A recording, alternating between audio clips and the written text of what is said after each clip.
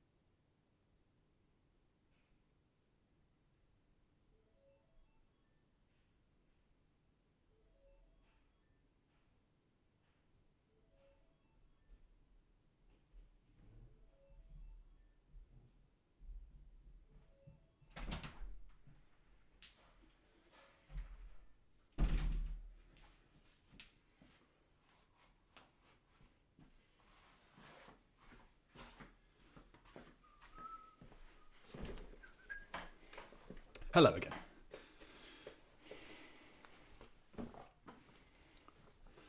I'll quickly look at the chat before the game starts. That's allowed, that's fine. Where is the chat? I've hidden it too well.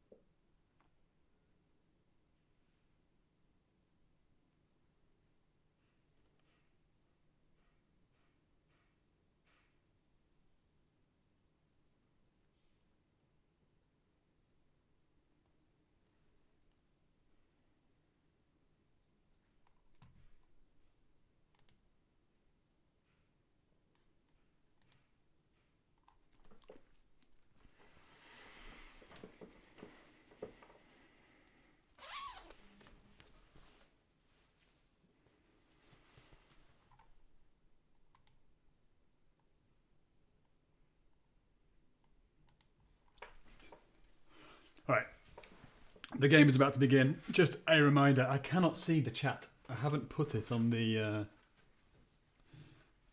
like, here. I haven't written it here. Probably should have done. But if you're wondering, I can't see the chat whilst we play this game.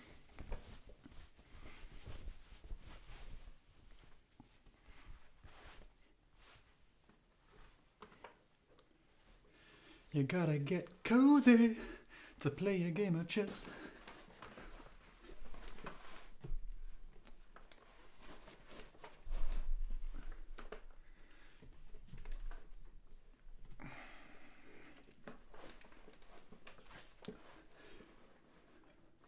Super slow game, 90 plus 30. I used to think, how could you think for that long? Like, what would be... Surely you'd run out of things to think about. And now, I think, I'm still running low on time. How am I still low on time? Which is kind of crazy.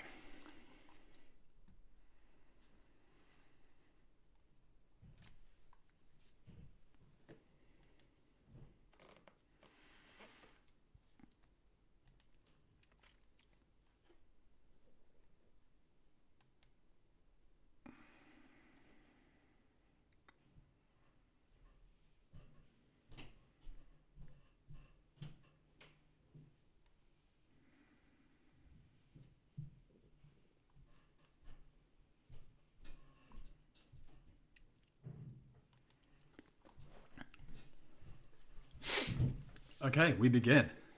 My opponent is Stopped Clock, and we arranged this game through the Chess Dojo Discord. I play e4, so I will play e4. I probably should turn on like move confirmation. My opponent's just saying hello and good luck, which is very nice. So they are playing the Caro-Kann, which I was expecting. So I'm going to play the two knights attack. I don't even know if it's called that. Two knights something. Two knights against the Caro-Kann.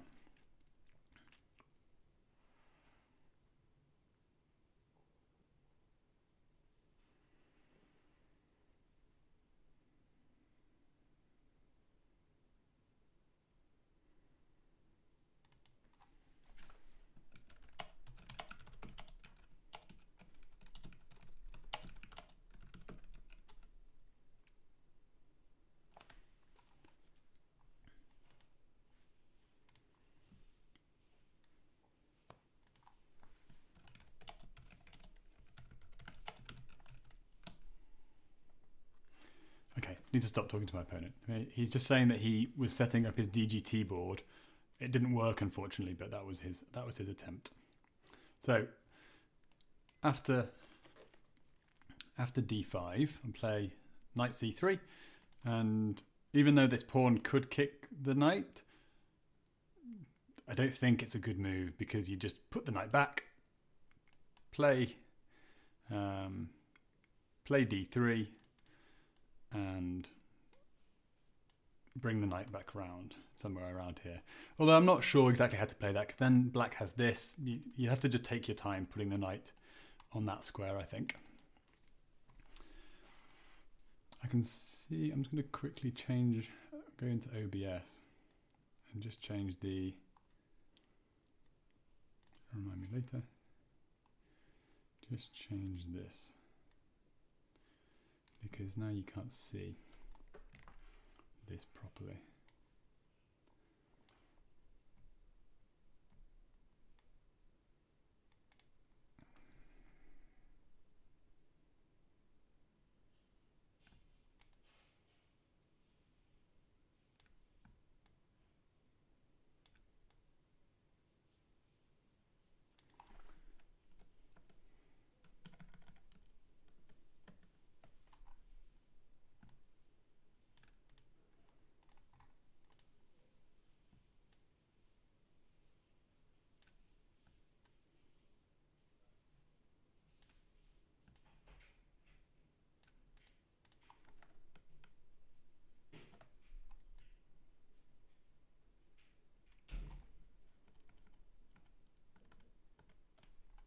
That looks about right. Okay, cool. That's enough. That's enough playing around with that.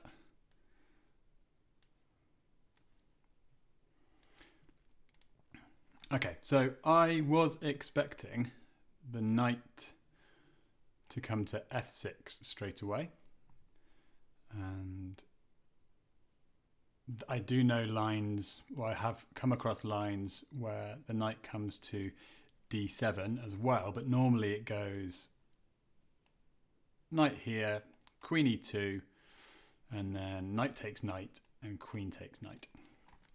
So move order differences are probably a good idea. Get me out of any prep.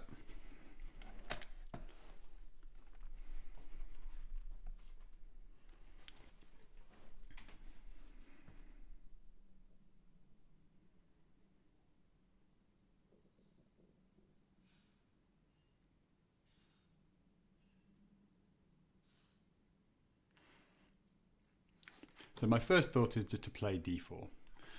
In a lot of lines, you play d4, and especially when the knight comes to d7, because it controls the squares, two of the forward squares that black would like to play their piece on. But what if they go d4?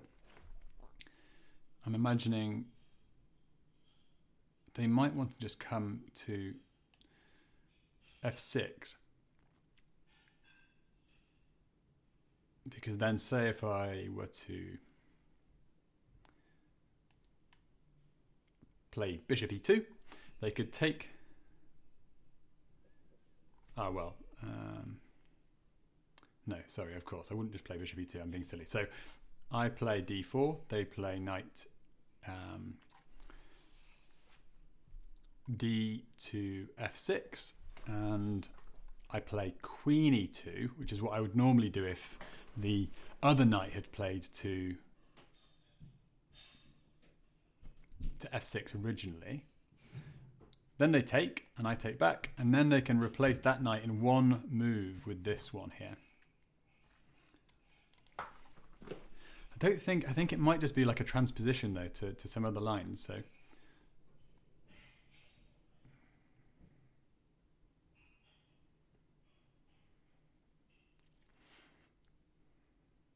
Okay, so what I'm going to do is I'm going to start by doing checks, captures and threats. And I'm going to try and do checks, captures and threats throughout the game, or at least as often as possible. So in my other games, in my 15+10 games, I've just been doing checks.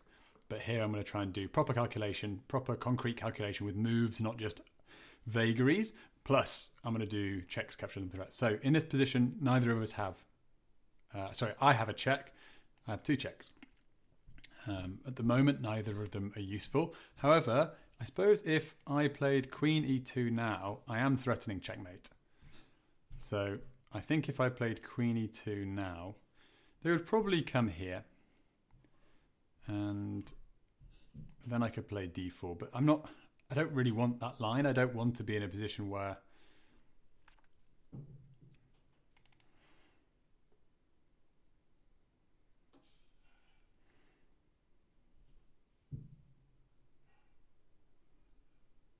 Like, I kind of want them to take my knight. I want them to... I want to be in a position where I could recapture that knight, even if this knight then replaces it, because I can then dodge out of the way and be in a line I'm more familiar with.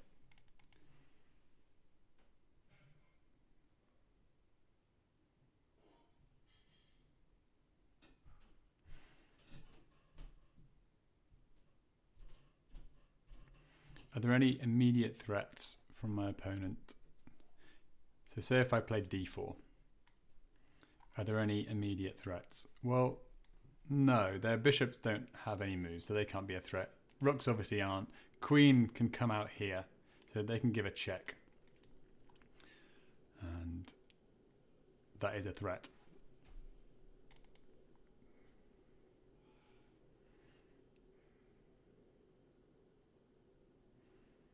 So if I went d4 and check, I've got an undefended knight. If I blocked, attacking the queen, I'm leaving an undefended pawn and an undefended knight. So I suppose they could, I was going to say they could come here to attack them both, but they can't. They can't do that because this knight covers it.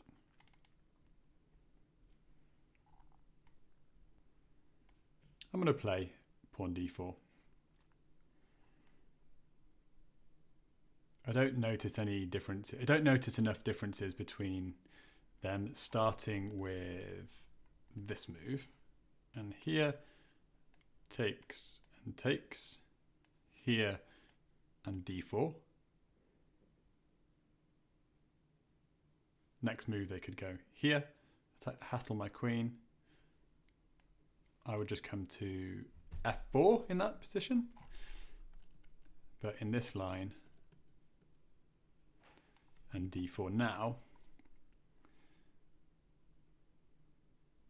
I think I'm expecting this. I'm certainly expecting one of those knights to come to f6.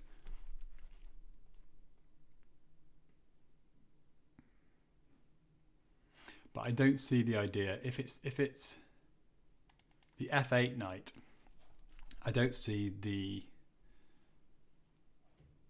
idea or the point of the idea.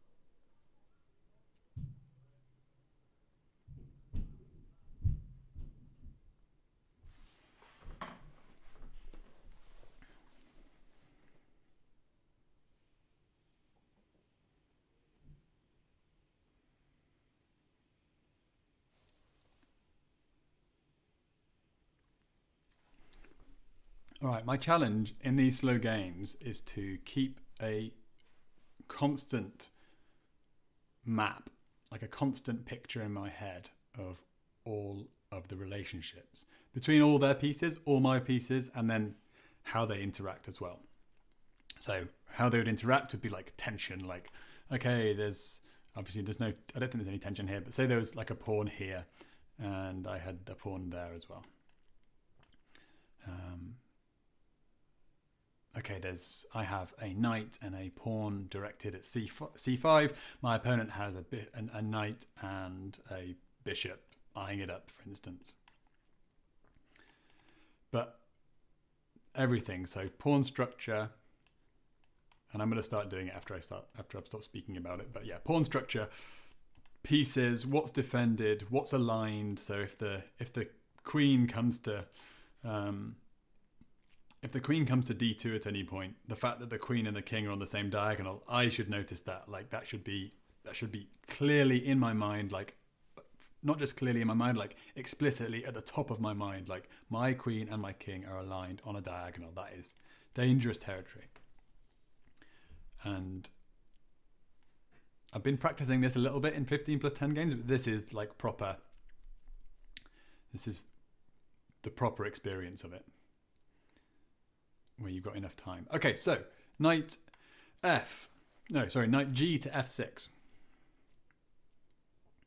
So if I come with my normal queen e2, what are the differences now that this pawn's on d4? Well, if I go queen e2, black gives a check,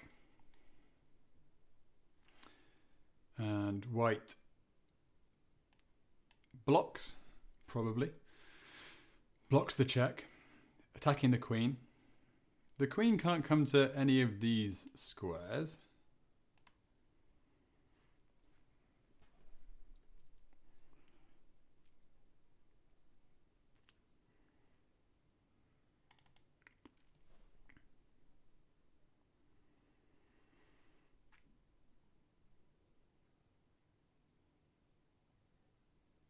But if queen here, queen check, bishop blocks, queen to d5, attacking my knight for the second time, my knight is now vulnerable.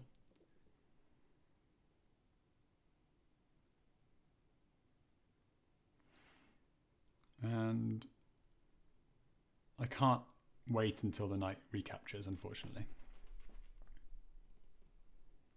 But instead of that, I have queen d3 now because of d4.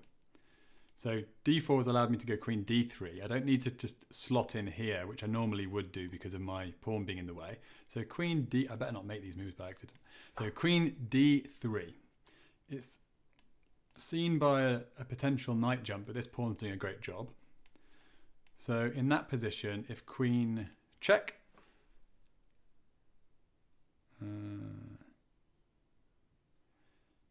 bishop blocks, but the queen coming over just does the same thing, unfortunately. So it doesn't actually, I was thinking of giving my bishop a square, but all I'm doing is getting in the way of the bishop in a different way.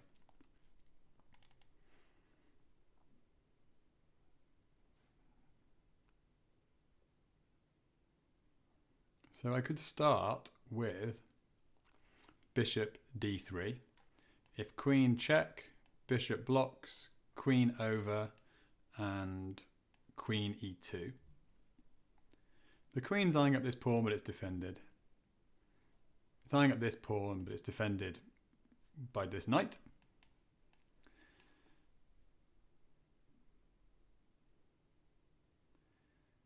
So in the lines I'm used to, I put the bishop on e2.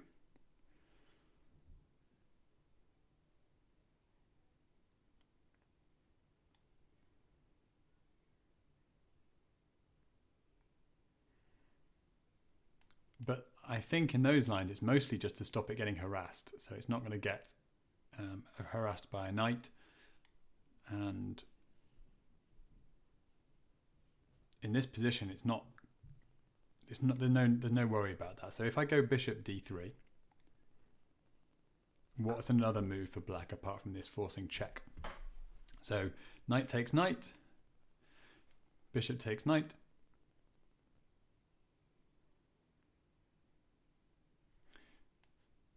knight to f6, replacing the knight, probably just bishop back. I don't think I need to get to, well, this bishop now covers this diagonal, so I'm not going to go there, but yeah, I don't need to get too hasty, can just go back. This knight's now there, covering these squares. The bishop's now out, so I can castle.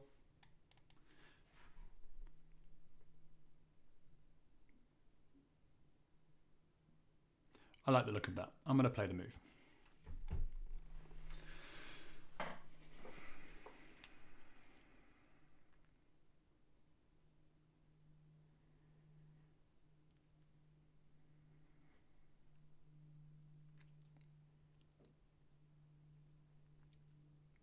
You can see already how, even with 90 minutes at the start of as a starting time, you can easily get very quickly out, like not run out of time. Obviously, I've still got an hour and 20 minutes, but you can still quite quickly go down on the clock.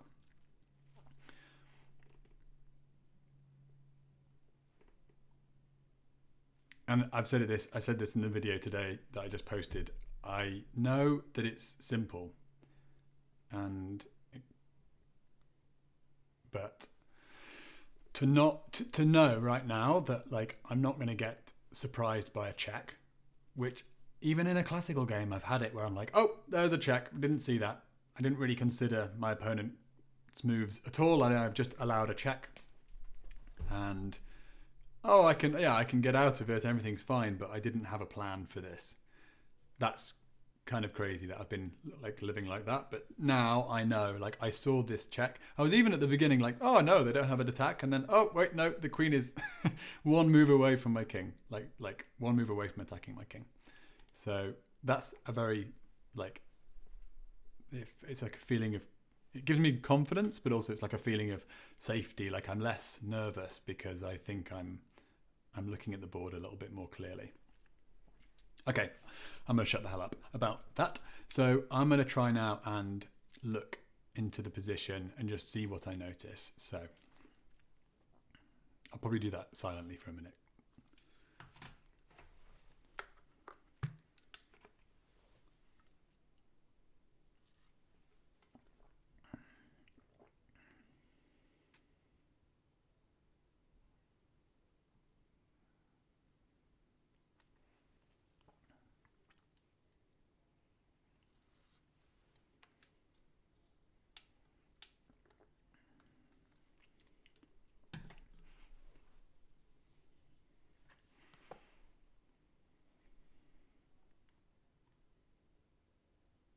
I mean, my opponent will know this, but I can't help but just see this and think, if my queen is pinning that pawn, then knight d6 is checkmate.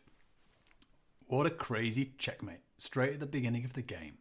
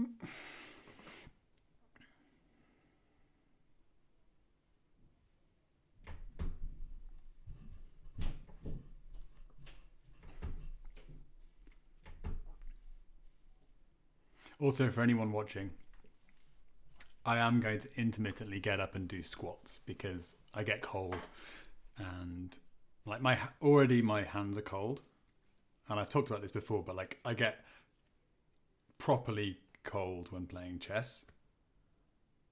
Like my heartbeat's like pretty normal at the moment, but I am like generally tense, and especially if I'm about to make an attack, like if I think I'm either winning or I'm about to embark on a series of attacking moves, even in a classical game, even though it's like the most slow motion attack you can possibly think of, I'm like, okay, I'm gonna do it. I'm gonna play knight f5. So that's just one. I'm gonna do it right now. I'm gonna do some squats, just off just off camera slightly. Well, okay, on camera.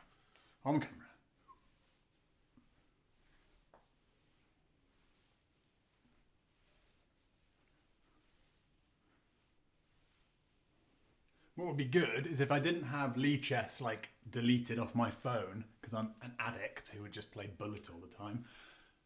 I would walk around the garden looking at my phone to make sure I don't miss anything. That would be a good way to play chess.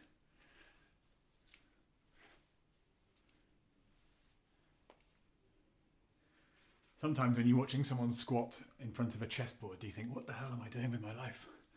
Why is this entertainment? We used to have the BBC, and now look at us. Okay, that's enough squatting. Oh, okay, what have I noticed in the position? Well, there are no holes. The structures are obviously very early in the game. We're on move 6. The structures are very secure. We both have same number of pawns, traded pair, and black has no holes in the position. Like even if this pawn wasn't here, well, if this pawn wasn't here, we'd have a hole on. Yeah, I was just thinking if the pawn wasn't there, how close would we be to checkmate? But we'd have a hole on d6, but no holes to speak of. Nor for me, even without this pawn, because all these are at home. These two are covered, and everything above are still covered. At the moment, my bishop is defending my knight, and I'm going to say a lot of obvious sounding stuff now, because I just need to keep it all in my head. I need to keep aware of what the relationships are. So the bishop is defended by the pawn. It defends a pawn. Bishop defends a knight.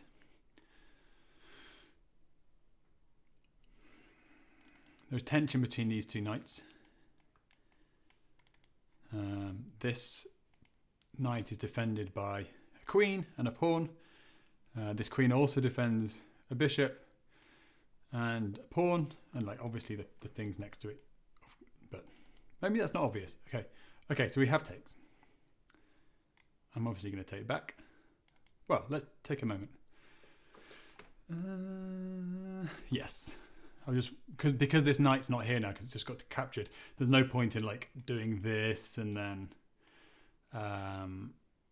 like discovered attacks or anything like that. It doesn't work. There's no knight here. It just got captured. So once I capture it, will there be any checks? Yes, this check is still on. Do I have any checks right now? No. They just captured my only checking piece. So I'm going to take back.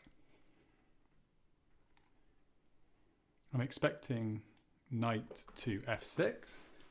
And my plan was to just play bishop d3 in that position. So now we have an undefended bishop. This pawn is now defended twice because the bishop's moved. Once the bishop goes back, it will be just defended once and it will be attacked once by a queen.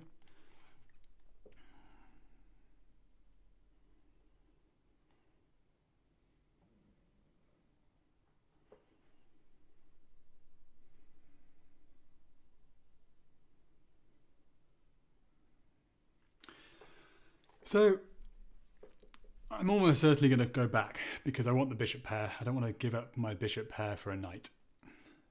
So if I go back, this pawn has got one defender, one attacker, and black could... So bishop d3. Black says, okay, c5.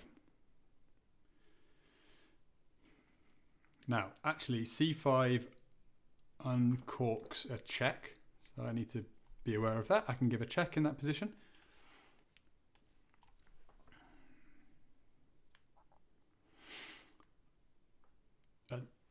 After c5, my pawn is attacked twice, defended once.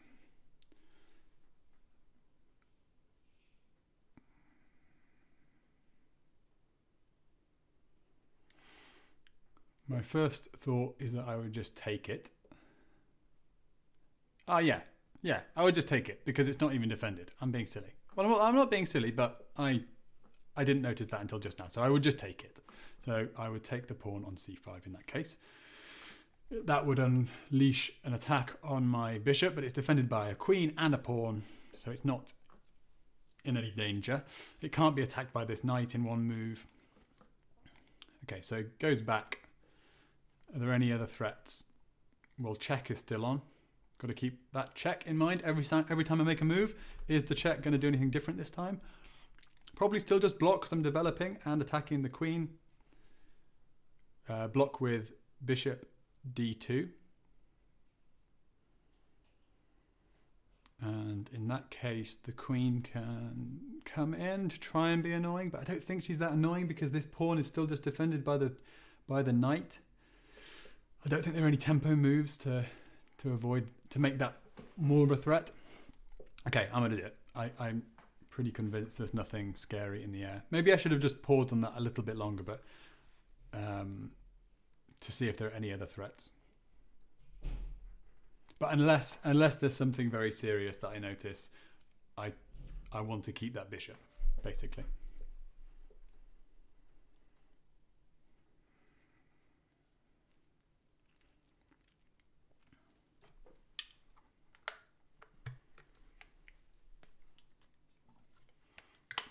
Just as a reminder, I can't look at the chat, or I'm not looking at the chat, so you'll have to wait until the game's over if you want to speak to me or ask me any questions.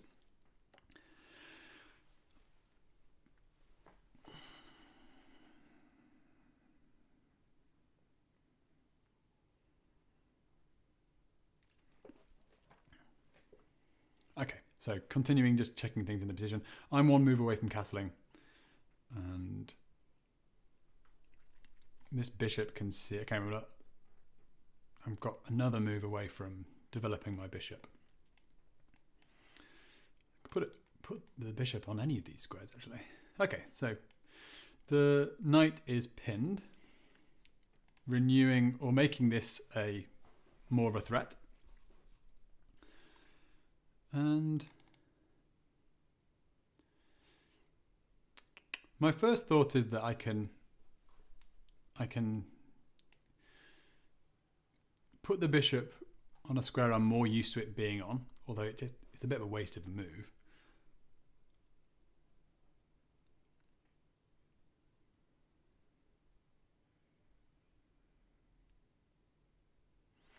All right, so firstly, let's think of the more active plan. So I could give up this pawn. So I could just castle.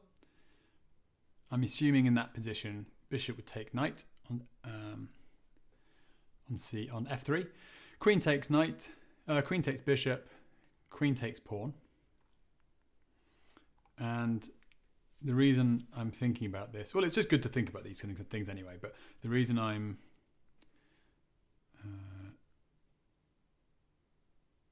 thinking it might be decent is I've got oh no, I don't have a tempo move because this pawn would hang. I don't think it's a good idea to hang two pawns.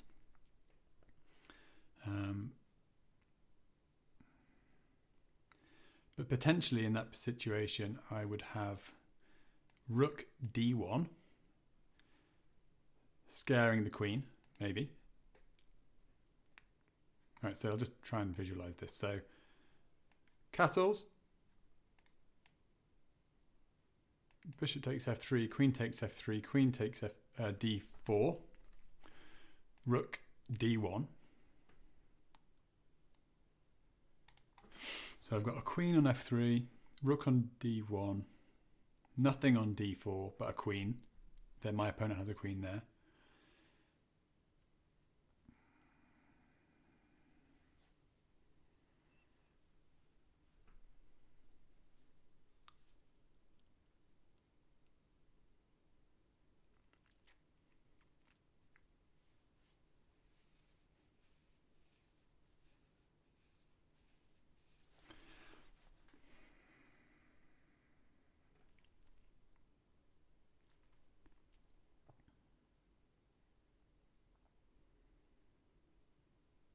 Nothing's hanging.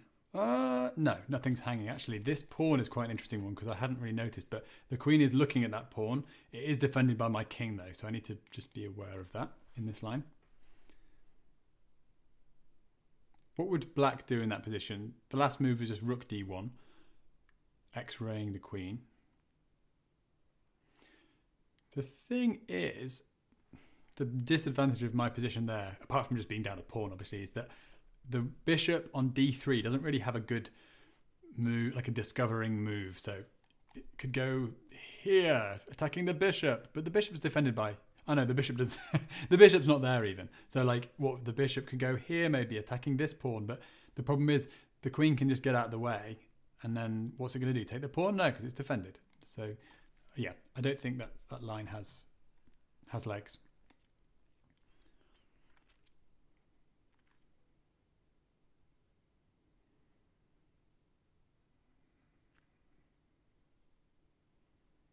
So another option would be bishop e3. It's a bit slow, but it gives me the chance to kick this bishop because now this queen is defending. Ooh, another option would be... No, I did look at that option, unfortunately. So I was going to say another option would be bishop e3, but then this knight is annoying. And I really do want my bishop pair because I'm going to try and keep the board open, and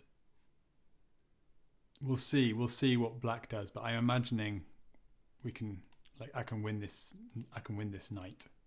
This bishop, sorry.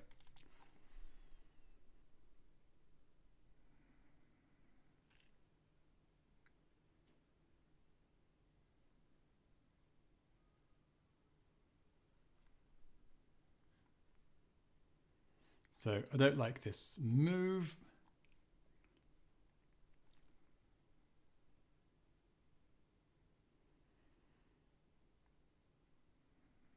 Although in that position, if I just castle and they take and I take, I do give up the lovely pawn on f2, but I have the potential in a move to...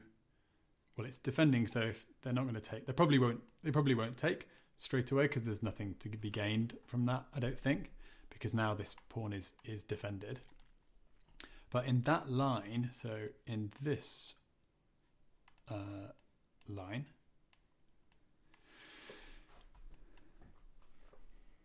I now have two central pawns,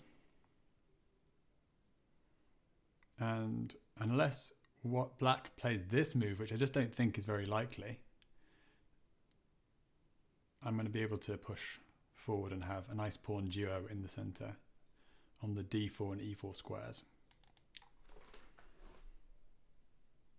But is it worth giving up the bishop pair? I don't think it is. I don't think it is. I'm a bit too wedded to the bishop pair, potentially. And I know that they're very popular.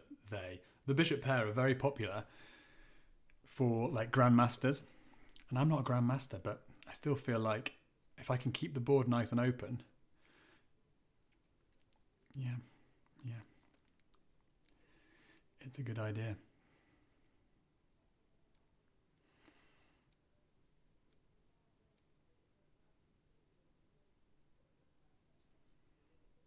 I'm going to quickly look back at this line because I think the only other option is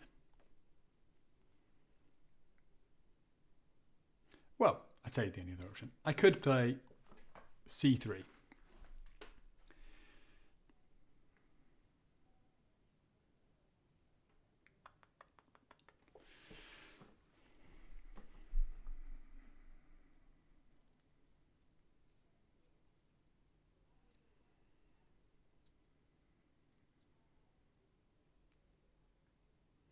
In lots of lines with the Caro-Kann where I put the bishop on e2, I then later put the bishop on d3 because it's just a more active square. Has more, well, it's just this way. It's just this way. This is better than this generally. So I do think that while this is also a sort of waste of time, it's not actually demoting anything. And whereas this feels like it is demoting something, namely my bishop.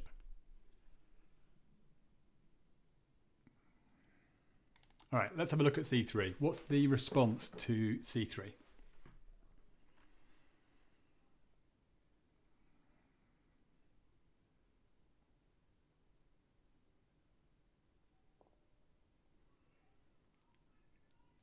Well, it weakens this bishop. It's no longer got a pawn supporting it. It's not easily attacked right now, but it's just good to keep in mind. So c3, this doesn't do anything, or at least this. I'd be very happy to see this. Now black can't take this pawn. That's the whole point of c3. And so I don't see that happening. They want to get on with development, so they might fianchetto in that position, but then this looks nice going against this bishop. So they might just go, well, if they go here, I'll just take. So they won't do that. I don't think they'll do that. I don't see why they would. So it might be just this. So c3, e6. But the thing is, actually, like the only good square for the bishop is here. All these are covered. And even if they put the bishop here, like takes, this is still covered by the queen. So that's not going to happen. So c3, e6. I really need to make sure I click right click on this. And I've made a couple of mistake moves on rapid games on my previous live stream. I do not want to make a mistake move in this game. So e6. I think I would ask the bishop a question. If it takes, I take on f3. But if it more likely drops back to h5, then I'll probably castle. So I think my two candidate moves are this and this. c3 and bishop e2. All right, I'll have a serious look at bishop e2. I don't like it because it feels like a backward step. It's literally a backward step, but it feels like figuratively as well as literally a backward step. So bishop e2.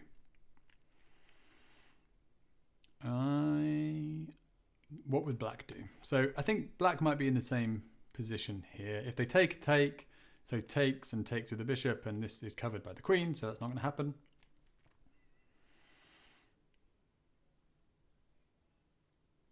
This pawn is still weak though. It's just defended by a queen and nothing else. Well, it's defended by the knight, which isn't a reliable defender. It can't even take back because the bishop's going to pin. But at the same time, it's attacked by a queen, so it could take back. So bishop c2. Bishop e2, sorry. Let's just say e6 for argument's sake.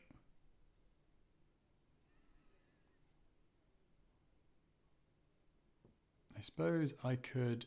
it's interesting. In that position, I could go knight... no, but I don't... I want the bishop pair. Even...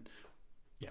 I think black is more likely to give up the bishop pair. Or like is reasonably likely to give up this bishop at some point. Be it in some line where it gets kicked around and I take it. I think that's mainly what I'm thinking. Or whether they just say, hey, you can have it. I don't even want it, which is a common line in the two knights Caro-Kann. So bishop c2, e6. kick? That's the question. And castle.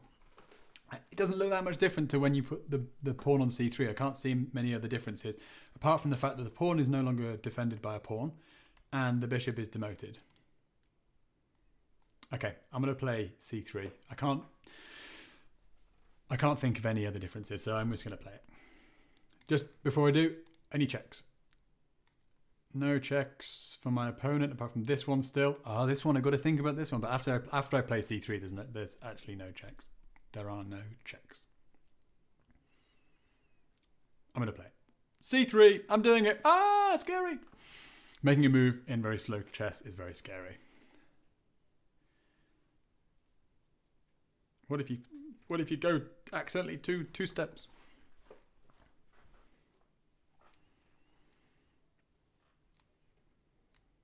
Just as a reminder, I've just seen there's 4 people watching.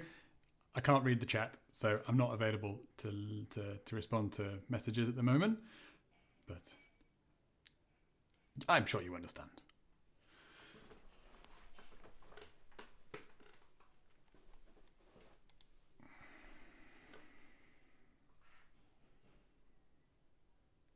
Okay, I have created a hole in my position. The bishop, which was once defended by a pawn, is no longer defended, and that square, d3, is a hole forever. Pawn cannot defend that square anymore. And that, if a knight got to it, it would be a check.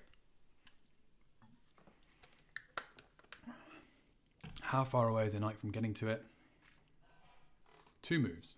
3 moves. 3 moves from getting to it. 2 moves from threatening it.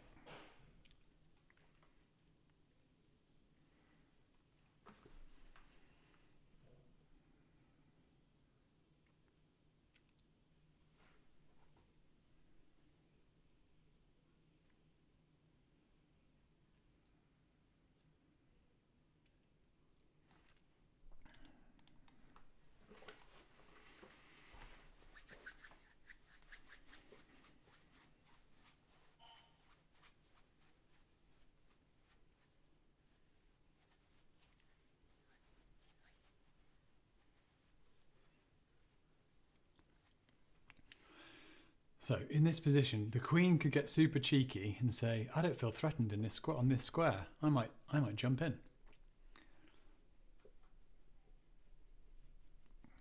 In that situation, I could play c4 because the queen can't really take here, because I could just take back and they would have to take, and I could just take back and I'm up a piece.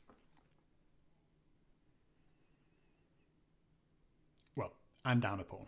But yeah, up a piece. So that's not going to happen. Well, the queen might still move there, but if I pushed, they wouldn't take the pawn. But I wouldn't want to do that, because this pawn would be... They could just jump back, and now I've weakened this pawn forever. And I'm not ready to push it. Even if this pawn was there, I'm not ready to push it forward, because it's just got... Black has just too much on it, including a pawn take. Okay, so they played the move I expected, and I had said I would probably castle. Oh, I think I said I would probably kick the bishop. So there's a line where in this position, black plays knight f6, white plays queen e2, knight takes e4, queen takes e4. Actually, no, I'm being silly. In this position, bishop comes like often to g4, white kicks, and black decides, like, do I go back or do I take? Actually, going back is worse, so you shouldn't go back, so you should just take. Because in that line, if you go back, then you can take here, take back, and then kick again, bishop goes here, and the knight comes here. And it's just like a nice strong hold for the knight, and it's just attacking this bishop, which I don't think can defend itself. No, I don't think it can, because this pawn's here. So now that I'm in this position, I'm asking the question, is this still good? The thing is that because of this bishop being on d3, now this is when my calculation is too weak. I stopped too soon, and I thought it was not good. I thought it was just great to have this bishop here. Well, actually, if I kick now and then I kick again, the bishop comes here, and I can't do this and just win the bishop because the bishop can trade itself. So there you go. Learned something already.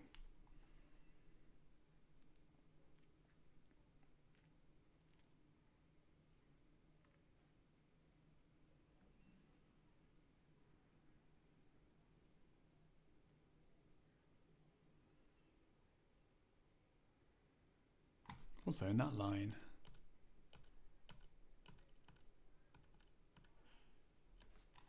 in this line, kick, back, take, take, kick again, here, there. Yeah, the bishop can't come here because this knight covers it. So that this square is also available in my line, in the game line, because there's no knight covering this square.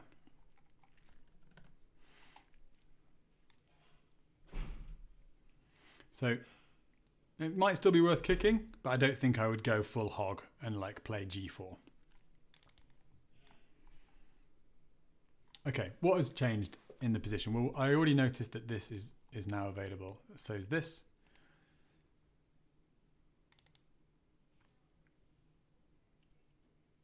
Black no longer has any checks.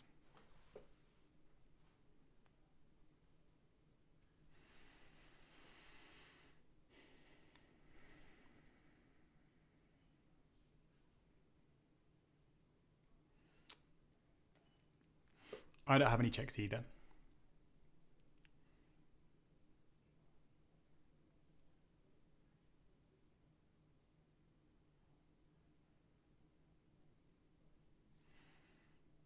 All right, I think these are my two candidate moves.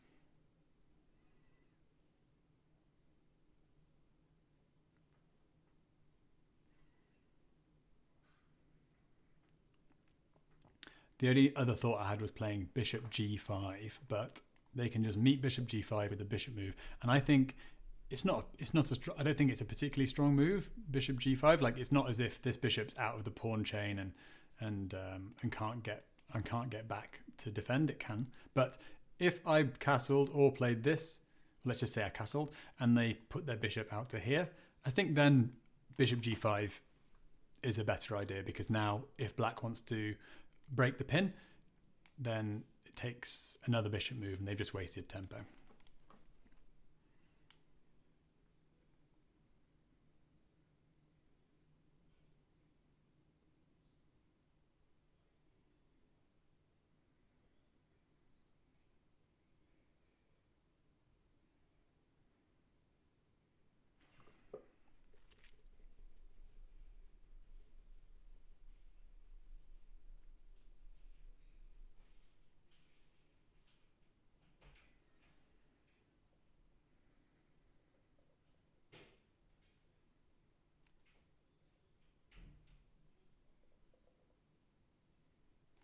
Another idea would be to play queen e2 with the idea of playing queen e3, breaking the pin, and meaning that potentially in a future world where this just stays here, like there could be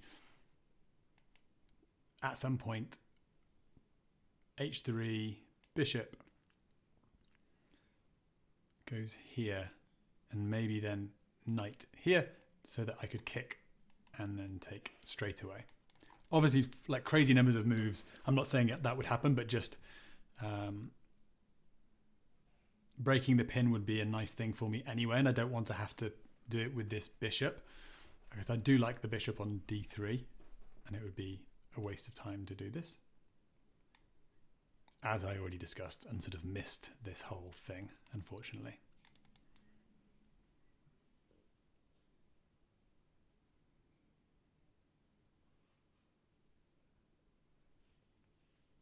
I'm leaning on just castling kingside. Given that this idea doesn't work straight away, I don't think there's any point. I don't think there's any benefit having the bishop here straight away.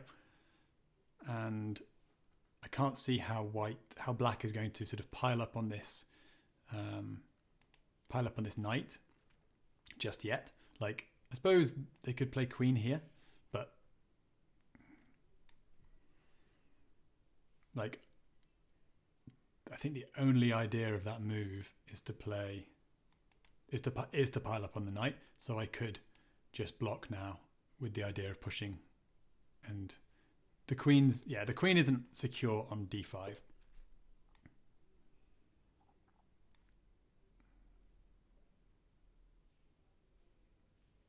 So I'm thinking castles.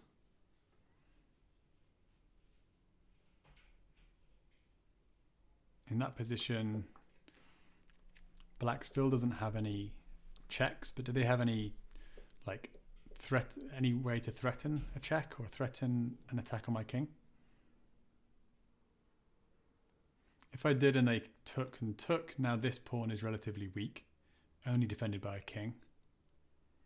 They can't attack it yet, but at some point they could bring their knight here to attack it, and the bishop here.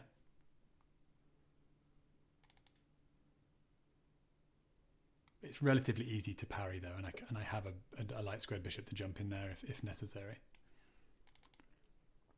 So if castles, what am I expecting black to do?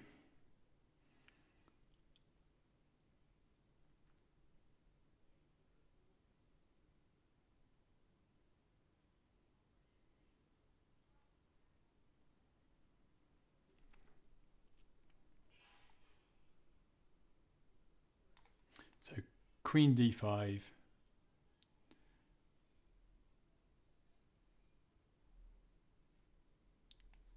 bishop e2,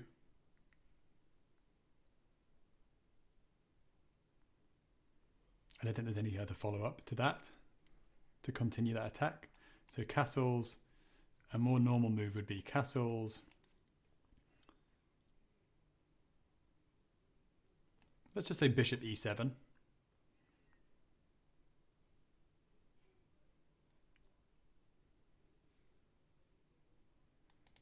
Yeah, I can't think of any scary or threatening moves for black that would make me want to stop just castling now.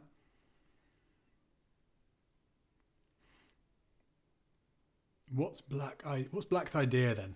So should I even be considering castling queenside potentially in the future? Like, do I definitely want to castle kingside? I think I do, because I don't see, there's nothing, like there are two pieces here on the king side, I suppose. But I have pieces on the king side, or like pieces directed at the king side as well. Like, it's not like I'm overpowered there. So, okay, yeah, I'm going to go for it. Castle king side.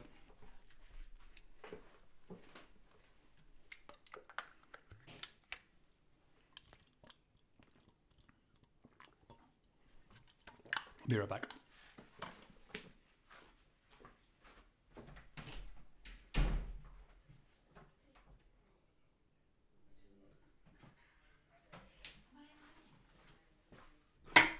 Yeah. Yeah.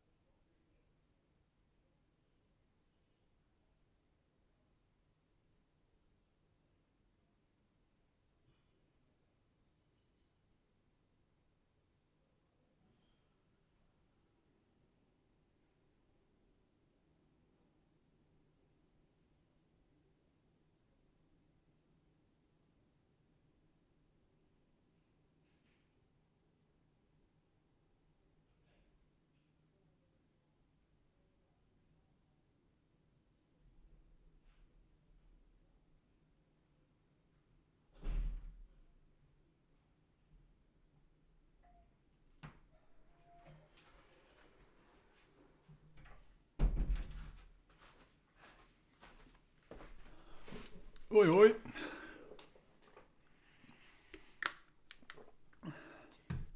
I hope everyone watching went, oi, oi, in response. I'm sure you did. It's the only way to respond to oi, oi.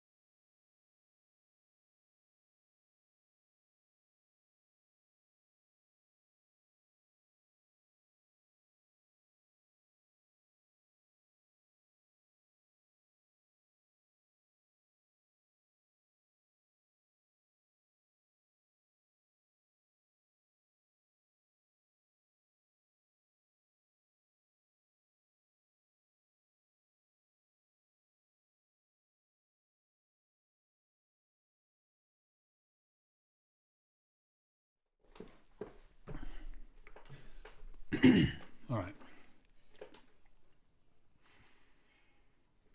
So whenever I watch people who are much better at chess than I am, I'm always surprised at how much they see of the position, how much they notice, like key squares that they notice that are strong for either side. And I'm going to try and do that now, basically. So for right now, this is a key square for me, because the pawn. Okay, so that is what I did. I did expect that move. So the pawn. I'll just finish the thought process. The pawn can't challenge the knight right now because this knight's in the way, and even if it could, it probably wouldn't want to, because I'm imagining black wants to castle kingside, just because they've pushed this pawn. It's relatively easy for me to like get onto that diagonal. Obviously they could challenge it, but yeah. Okay, so it's what I expected. Now I could just let this happen. The reason I say that is because if the bishop takes, then the queen would take. I would take with the queen. Queen takes back and the pawn structure is damaged. But in that line, I'm up the bishop pair. And is it a problem that my pawn structure is damaged? Like, they don't have an open file, so it's not like they can attack me this way. There's no queens on the board, which is the thing, obviously the main thing. And it's an open. It's not, things aren't closed down. It looks like it's going to be an open board. So I could just let this happen. That's one thing. And I will be very interested to hear the opinions of people about that idea, because it's something I would never normally consider, but it's the kind of thing I can almost imagine someone like Nose or Jerry from the Chess Network saying, I'm just happy to have that pawn structure. The double isolated pawns, normally a bad thing. In this case, show me that it's a problem. Like what's going to go wrong? Double isolated pawns. Now that's a different story. I know. Like double pawns, no problem at all. But double isolated, oh, I'm scared. But what if I just like force them to be undoubled? What about that? What about that idea? So that's one thought. Obviously, my thought in the lead up was, I'm glad I anticipated this. That's good from me. I just thought I'd drop back. The queen move, as I said, it puts the queen on a easily attackable square. It's vulnerable on that square, I think, to moves like this. So, bishop e2.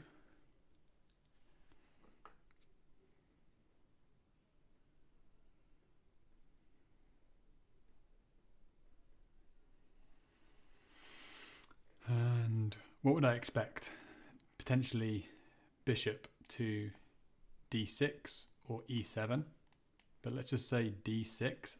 Castling next. Putting extra pressure on my king side. I can't come here anymore.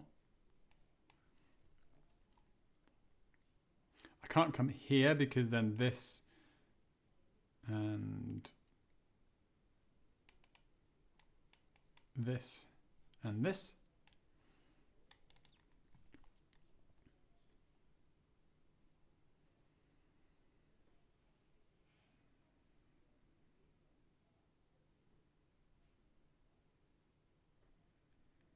I could start with this. I could kick this queen straight away. But then she could just take. So she takes. Ah, no. No! Impossible! I'll take that with the pawn. What am I talking about? She cannot take. Screw you, queen. Get back home. You're not welcome here. Queen says, well, I'm not going all the way back home. That would be a waste of time. So the queen goes there. Renewing the threat on this pawn now because this is vulnerable. So the queen goes home.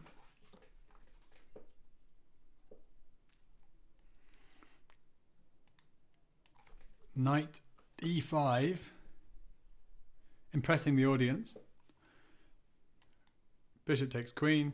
Knight takes queen.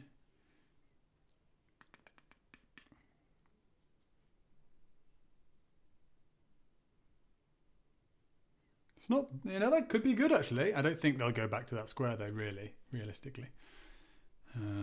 This is one of those lines which works if they do exactly what you want.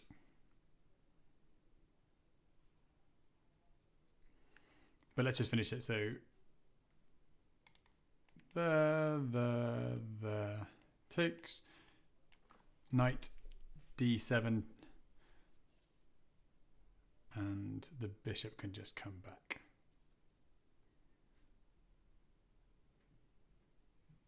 Ah, no, it can't because I can give a check. So they'd have to take the knight. Take the knight, take the bishop. I'm up the bishop exchange. So in that line, they can't do that. Okay, I need to be quicker. So if push, they could come here. Seems a bit awkward, if I'm honest. It does seem a little bit awkward. It's only because it's in the way of this bishop.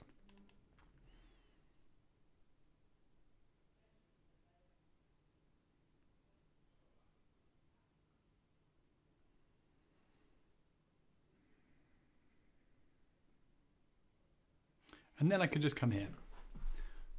I think I like that. I like this line. So if it goes back or just goes to D5, D6, so D8 or D6 after C4, then looks good. Okay, what if in the line I'm just trying to go broad, not deep. So pawn, push, bishop takes knight. I think I'd just take the queen and bishop takes queen, rook takes bishop, pawn takes pawn. Thank you very much. And in that line I am again up the bishop pair. However, I have got an isolated pawn and I think I am down a pawn as well. So I've sacrificed a pawn I've sacrificed my c pawn and made an isolated pawn in that line. So here,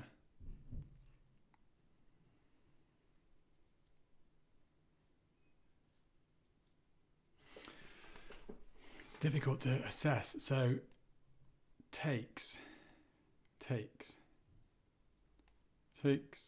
and takes.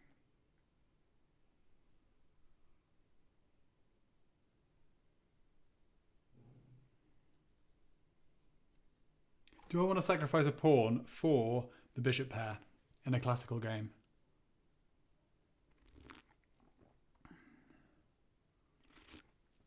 And make an isolated d pawn, isolated queen pawn.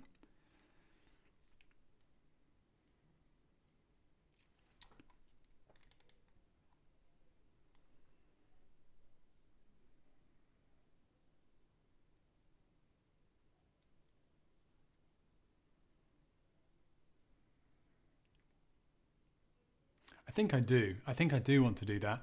The reason is because sacrificing a pawn, it opens lines, and I know that's just not like all I need to think about. But if I have the bishop pair, I do want open lines, and I kind of think my bishops can be more of a threat than the extra pawn.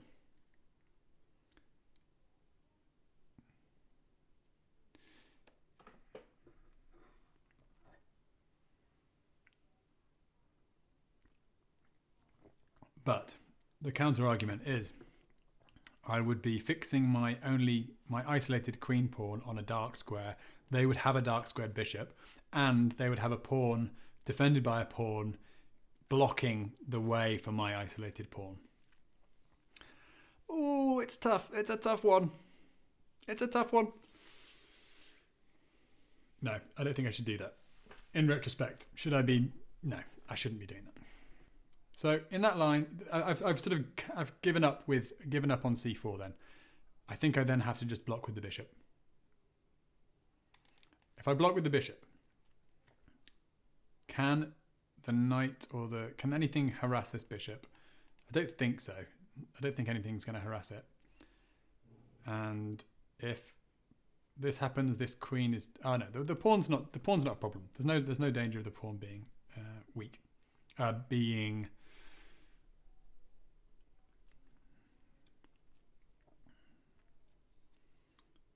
harassed itself. Okay, I am going to play it. Just checking one more time. Are there any checks? And are there any threats apart from just this? Did the queen move do anything that I didn't notice? Don't think so. Just being extra careful.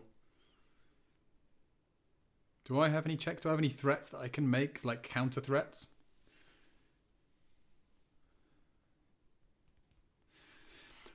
Could I come to queen to b3 and say, like, go for it? No, again, it's not worth it. It's just going to end up in an isolated pawn. Okay, I'm going to do it. I think I am going to play this move. It's happened. I have played it. That's in the past. No decision to be made.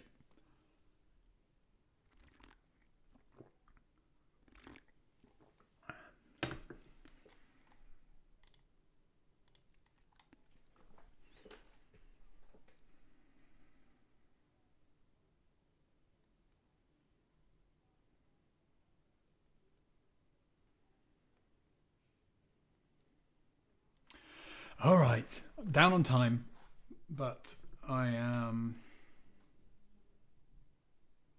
thinking things through, which is nice.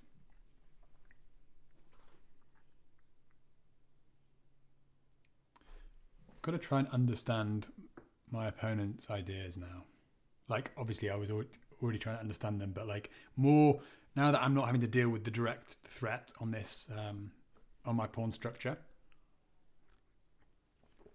Now I need to think, what is black playing at? Why do they want their queen right there? And what's going to stop me playing c4? Because I'm going to play c4. God damn it. I'm going to play it. And you can't stop me. Okay, you can stop me. Fine. Stop playing that move. Put that arrow away. It's always proving me wrong. Mm-hmm.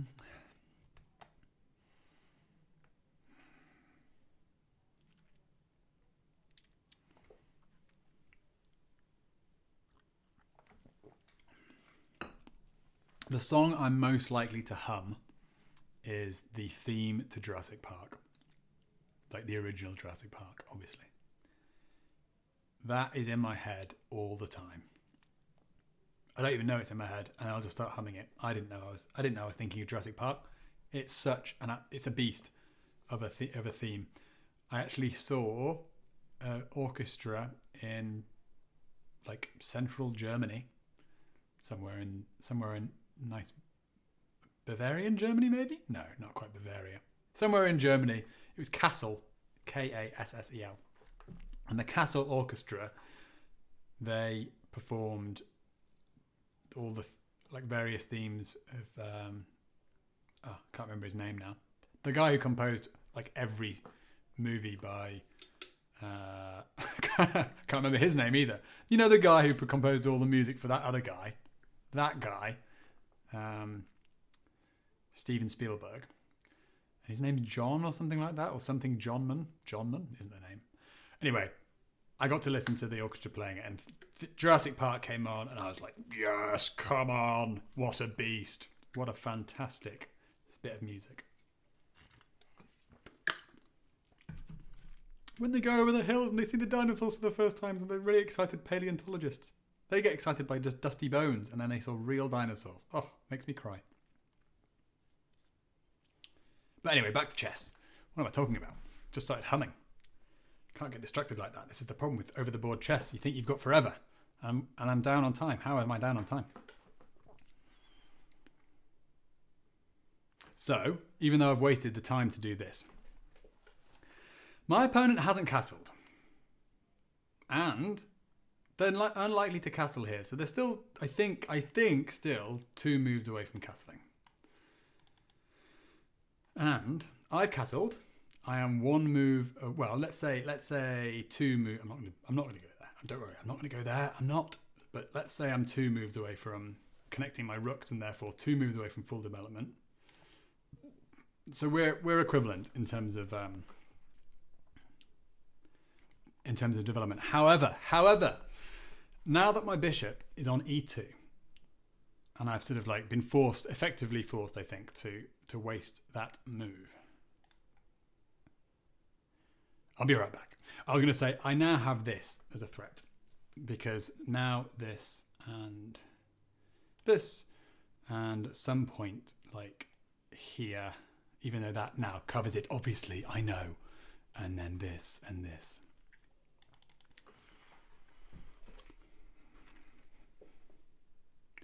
Ooh, that queen looks very, very trapped. I mean, it's not actually trapped, but it feels a bit trapped, doesn't it? It feels trapped. So, this is juicy, very juicy. So, is the queen thinking of going over to? It's not that trapped, is it? Maybe the queen's thinking of going over there. Maybe the queen's thinking of going over there. Well, obviously, I can just stop that. All that is stopped with this. Right, let's have a chat. That is attacked. It's defended by 2 things, but this isn't a reliable defender. This is a king. So you're not much of a defender. Quite, you can see a lot of stuff, but it's a king. Okay, that's attacked. This is a move. Adding more to this stuff. This and this and this is checkmate, basically. It is just checkmate. So this is a move. This isn't a thing because the bishop's now in the way, so I could just take. So this is a move. And then this. Probably. And then this. Ooh, this is interesting. This is interesting because if I kick thinking, aha, I'm going to push, then black can just take. And I can take. Or they can they allow that? Yes. I push. They go across. I think I'm being a big man. And I'm pushing and attacking the bishop. The bishop just says, I don't care. I want you to take me. It doesn't want me to. No, that's the thing. It can't do that. No. I was going to say because I can't take because then it's mate.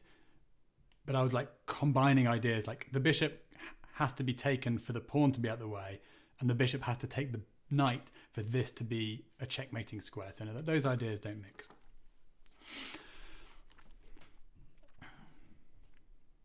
All right, I need to do some more concrete calculation. So let's just go c4. These squares are covered. So the queen can come here, here, and here.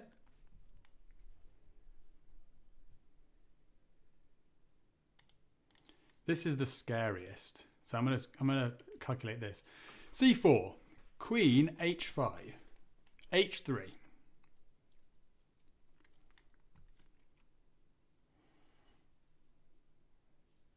Let's just calculate. Bishop takes bishop. Bishop takes knight on f3. Bishop takes bishop on f3. Attacking the queen. The queen can't give checkmate. The queen has no checks. She's being attacked. The bishop can give a check, but it's easily...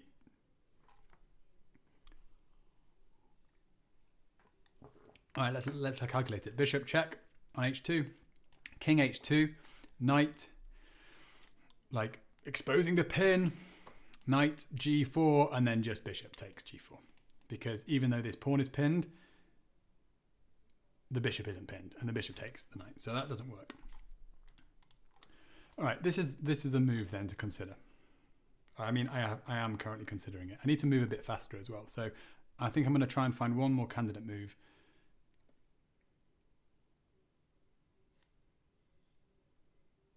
Well, I can just push.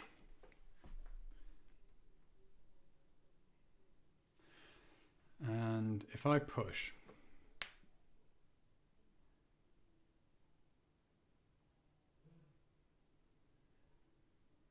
I like pushing because it asks the bishop a question and the bishop can either give itself up and I get the bishop pair and then I don't see any weaknesses.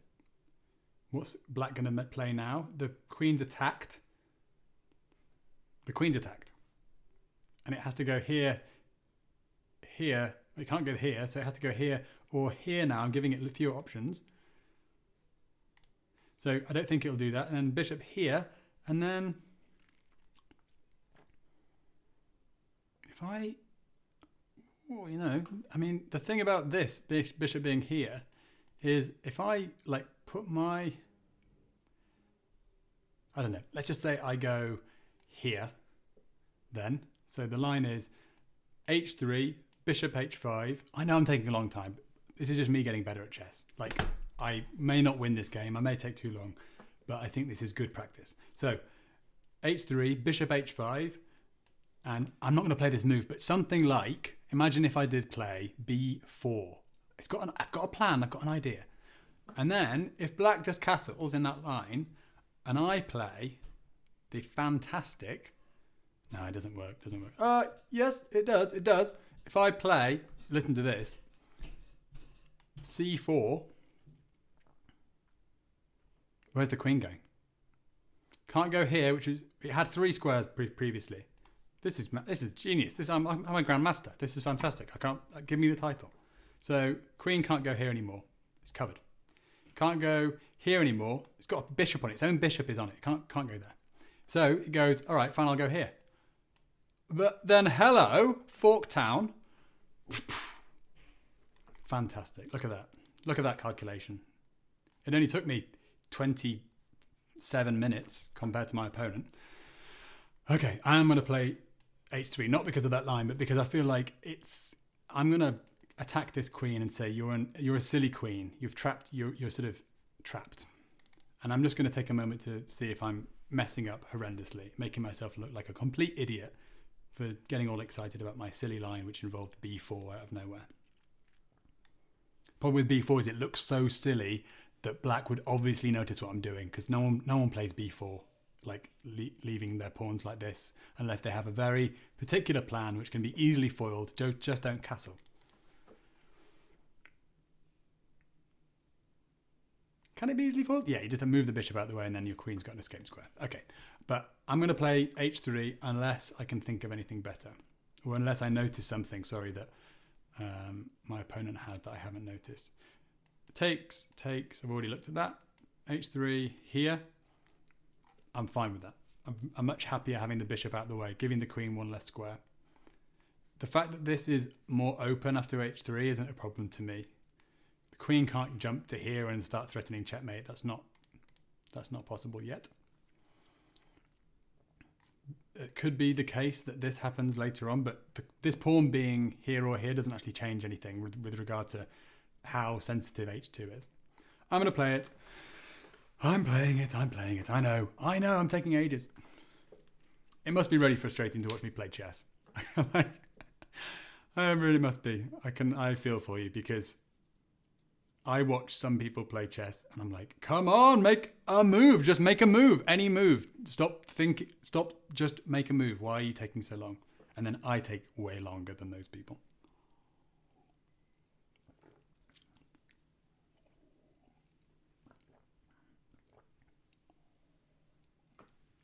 All right. It's not just saying stuff now. I am actually going to have to speed up. They have got like quite a lot more time than me. They've got 26 minutes more than 27 minutes more, let's say. And I have 40 minutes. But, I mean, I don't like the look of this queen. I tend to be a bit overconfident, but I don't like the look of that queen. Even if she's not trapped, like, if this, and I just play here, like it has to go here. That is on the wrong side. Nothing's happening over there. Like, what is that, a5? No one even, who cares about a5? a5 hasn't been mentioned this whole game. No one cares about a5. And then this, and it has to move again. Well, it doesn't have to move again. Okay, then. Here.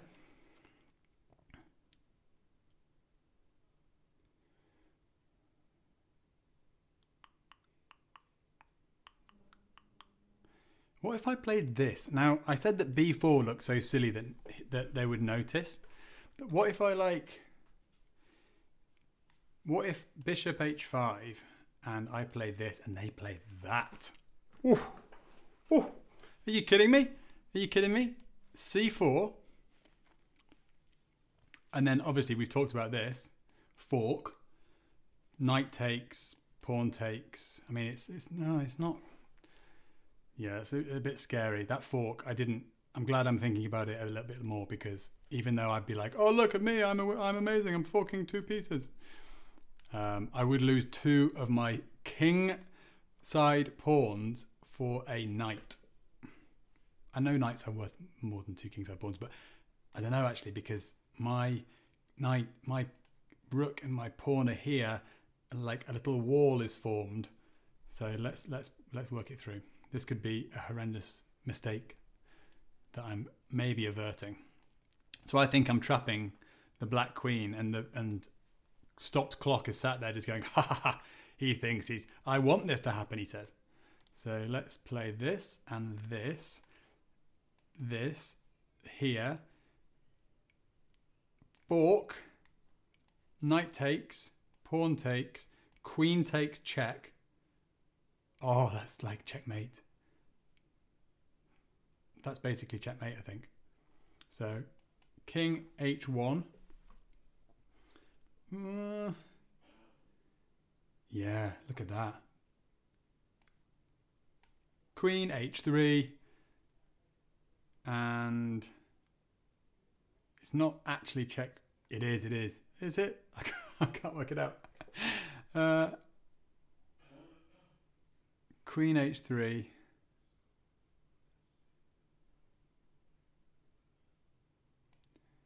Oh, I don't know. I can't go here because then it's just checkmate. So then king g1. I don't want to do this. I already don't like this this line. King g1, and the bishop might just take the knight. Bishop takes bishop, and queen checkmate on h2. So that's a lot of arrows, but that's me going from woohoo to oh god, why? In like a few seconds, because he would be pretty quick to play those moves, I think. All right, that's not happening then. I need to be super careful about this.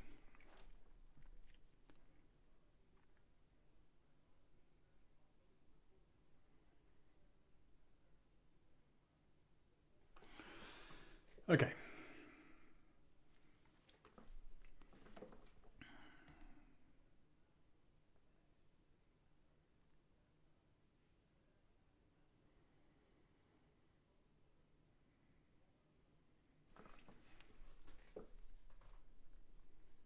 All right, I'm a little bit concerned now. I don't have much time. I feel like I'm in a carefully constructed attack, which I've just seen my way out of. I've just avoided a particular trap, which is good, but I need to think quickly.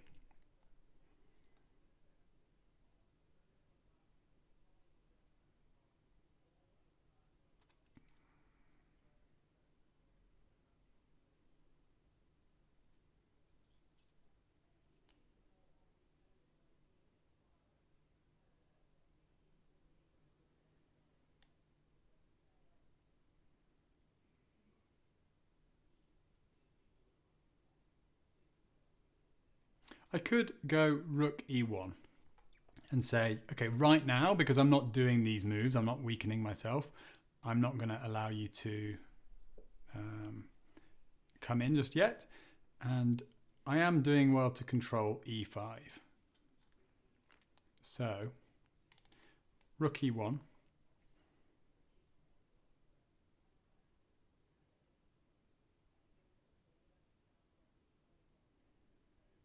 Is knight here a move, potentially?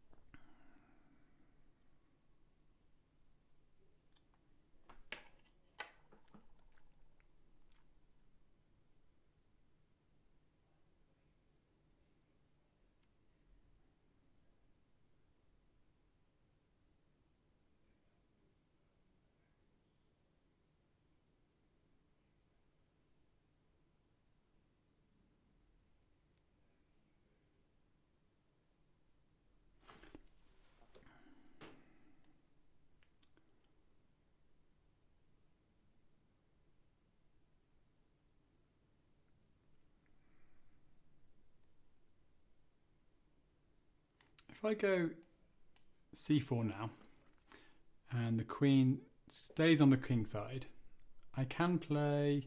Oh no, it's still attacking the knight. It's still attacking the knight. I was going to say I could play bishop back to d3, and although it's wasting tempo, but it's like, so is the queen, so it's not actually a waste of tempo. But unfortunately, the bishop could take the knight in that position.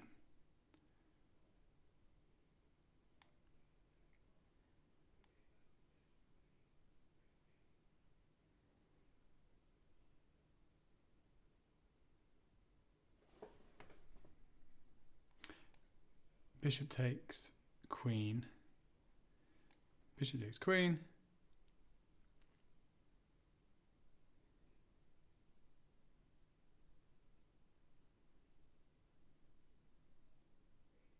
Bishop takes pawn.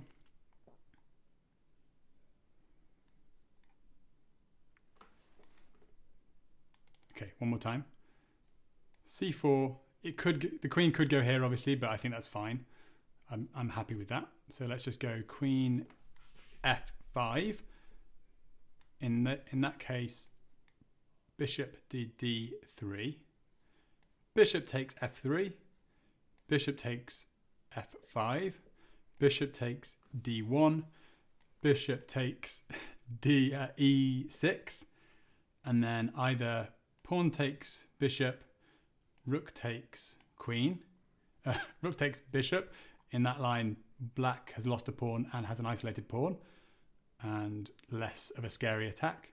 And instead, if they get away with their bishop back here, then I scarper with my bishop as well, probably just here.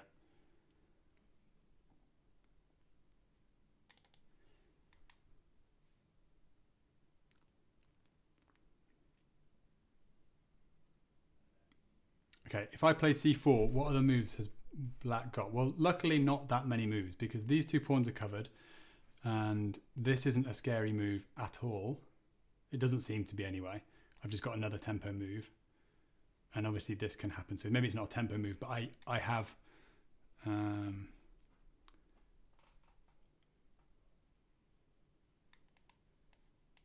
it's less scary. It's less scary. So I'm imagining queen here, in which case, is there a better move after bishop d3? The queen just can't take the knight. We've already looked at this in a different line. Pawn takes, and then there's no follow-up check that's scary. Okay, I'm going to go for it. And how to not spend 7 minutes per move, because I can't keep doing that. We're on move 13. 13! That's not very move. That's not very many moves. Okay, I'm going to have to somehow play quicker. I think on the next move, I will just be able to play it because I've thought it through enough that I can just play my next move. I am pretty happy with the fact that I've got pressure on this queen. Like, I think I don't know what the evaluation would be. It's probably worth me considering what it would be like. But my opponents got a lead in development. They have more pressure on my king side than I have on theirs, certainly. Like, of course they do. But I don't know if it's... I imagine that actually it's something which I can undermine, and hopefully this is an example of me undermining it. And it's based on the fact that their queen is trapped on my side of the board. I mean, I'm considering the 5th rank also my side, because this is like no man's land. There's no pawn of either side on here. I have the space advantage, so I've got extra space, so no man's land is on the 5th rank. Their queen is probably going to come here. Let's calculate what would happen if the queen comes here, because I don't know that. I don't have an idea of this just yet. So potentially I just push and say to the bishop, you're not going to join in this part of the game. The bishop could come here or here. Let's just put it on e7 for now. And then bishop to d2. The queen now has an escape back to the relative safety of the black side of the board, but it's no longer as scary as it was. And this square here, just temporarily, I know it can be undermined, but temporarily is no longer available. So d6 isn't available for a bishop to pile up and make a battery. That's an idea. So that's an idea. What about queen a5 and something else?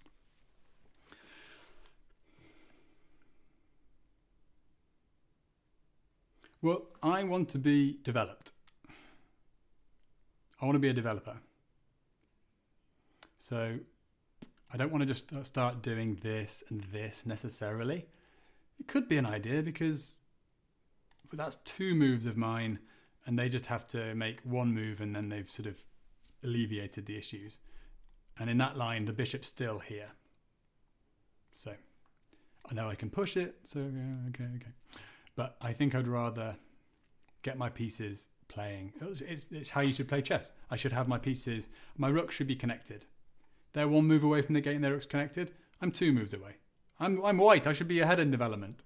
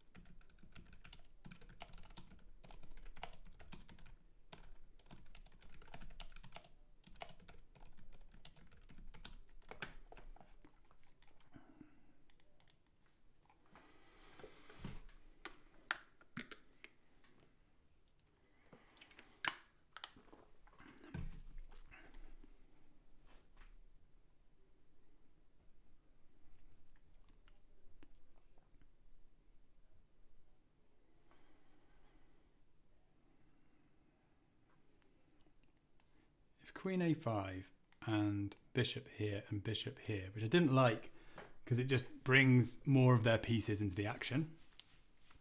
I wonder if I can just trade this and say, and I know I wanted the bishop pair, but I've got 33 minutes. I think I need to be more ruin their plans at this point rather than make my own plans. Like if I can just scupper their plans, then we can have a game of chess on without with their plans ruined. I just want to ruin their plans. That's what I want to do. And takes, queen takes, attacking this pawn.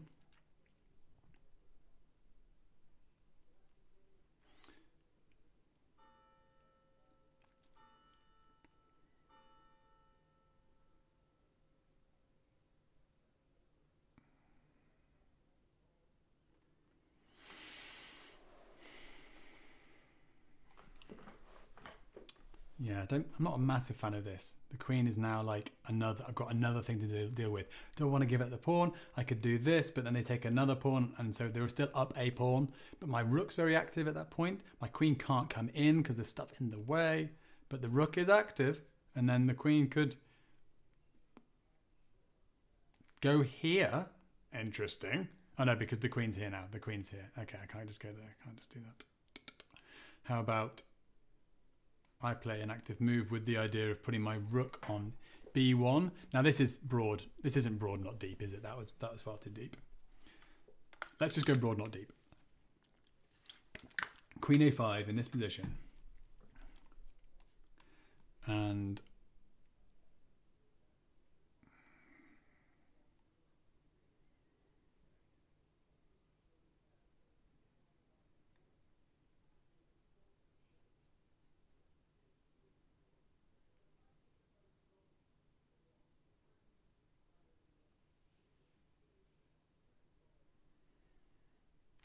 okay, queen a5, bishop d2, bishop b5, queen takes bishop, bishop takes bishop on b5, queen takes b5, and b3. I'm now one move away from connecting my rooks. The queen is pretty much offside. Like, what's the queen doing on b5? I do think nothing is happening there. I don't have the bishop pair, which is a shame, but I have, like, neither of us have. Oh, okay, this is, oh my god, I didn't see this move. I didn't see this move. That's so upsetting. Why didn't I see that? That's crazy. Oh, that's just wild. That's a pretty obvious move to have to see. Okay, so does my idea work in the same way? So if I go here, isn't it just the exact same thing? So if here I was going to go bishop d3, bishop takes here.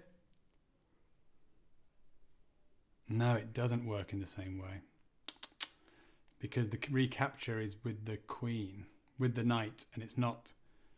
Okay, let's just run through the line. So bishop d3, bishop takes.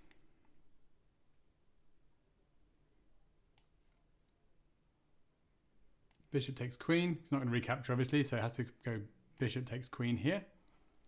And then, I have a check there. Takes back. There. I do win a pawn. Haha. Okay, I'm going to just play this move, I think. I basically calculated the thing before, and I don't think there's anything different about it. What else could be different? Bishop d3. What would be annoying as all hell to see? I suppose check. Takes. Bishop takes queen. Bishop takes queen. Knight takes bishop. Rook takes queen. I'm up material in that line. Bishop d3. One more attempt at scuppering my own ideas. Bishop d3.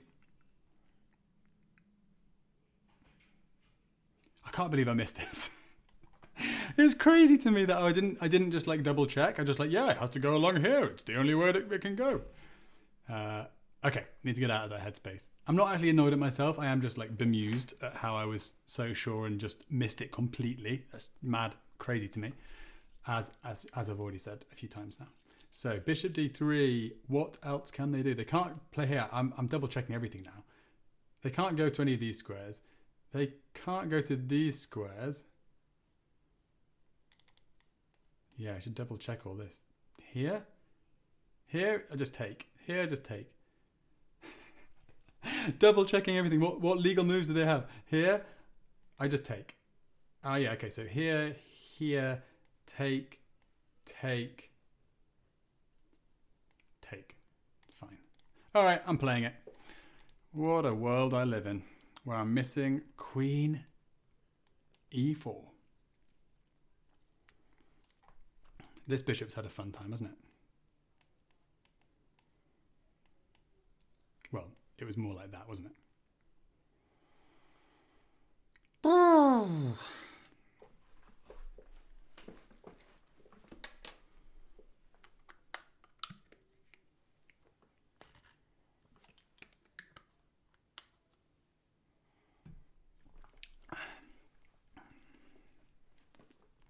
Now, have they calculated something? This is always the feeling, is like, okay, it's a slow game, so even if they have a plan, they may not just play it straight away. They're double checking things. So there's this moment where you're like, okay, they've taken a minute now. They've taken 5 minutes. Like 5 minutes is enough to think they didn't anticipate this move, or maybe they did, but then they looked at it now that it's on the board. They're like, oh, wait a second, this doesn't actually work. Like actually, I'm like slightly. Oh no, they have a check. But if they play a move in the next 30 seconds, I'll be a little bit less convinced.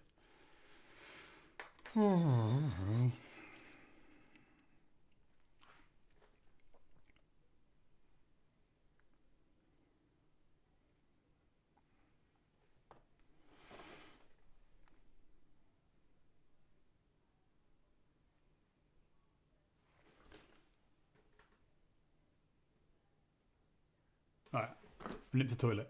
I may not have any other time to do this. I'll be right back.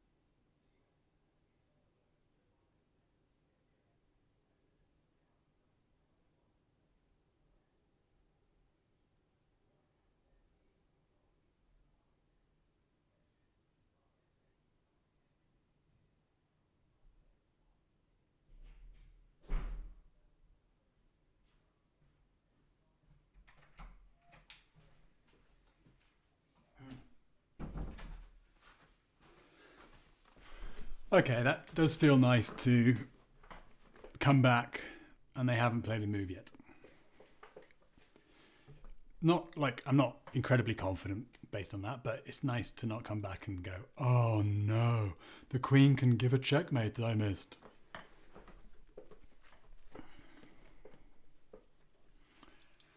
Okay, I can take a moment and try and do my little schedule of things, which is look at the relationship between the pieces.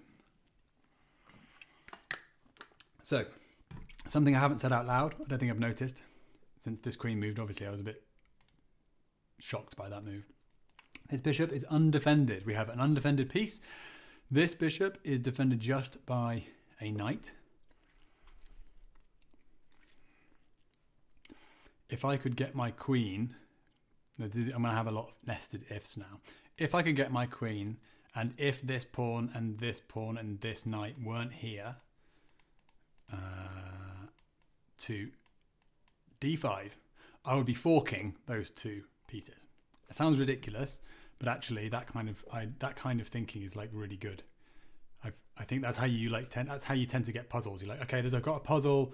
There's an undefended piece. If I can distract this knight and I can play, I don't know, d5, say, and then takes,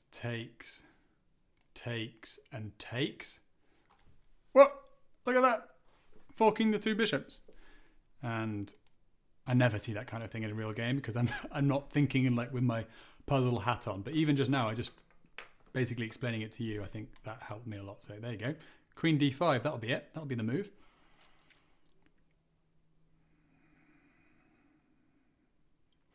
I think with 15 plus 10 games, I am less good doing like YouTube videos or streaming because vocalizing everything, it's too slow. And obviously I'm already down on time here, but like it's just too slow for a 15 plus 10 game, and you just need to think more intuitively and make fewer decisions based on cold hard calculation. Still some, but fewer. But I think it's actually helping me in this game. I know I'm going down on the clock, so that's just a big thing to improve. Okay, so I'm going to take. That's got to happen. They have to take. I give a check. I'll just double check, actually. Yes, give the check.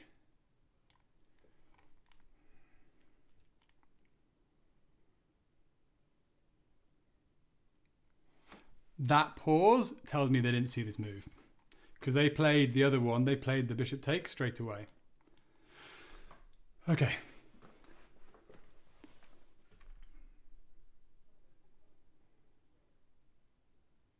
Oh my god. I'm down a piece. I didn't even calculate this. I didn't calculate this well enough at all. I'm down a piece. Oh my god. This is terrible. I'm embarrassed. Oh my lord. I calculated it in that I like saw all the moves and I was like, yep, I get that with check. But I didn't. That's so terrible. I didn't calculate it well enough by like counting the material. Oh lord. That is horrendous.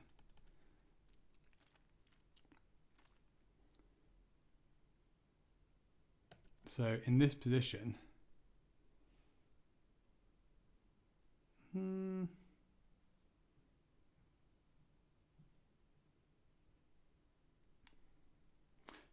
just needed to take the bishop with the queen. Queen takes bishop, and then I've just got isolated pawns. Oh, that's such a shame.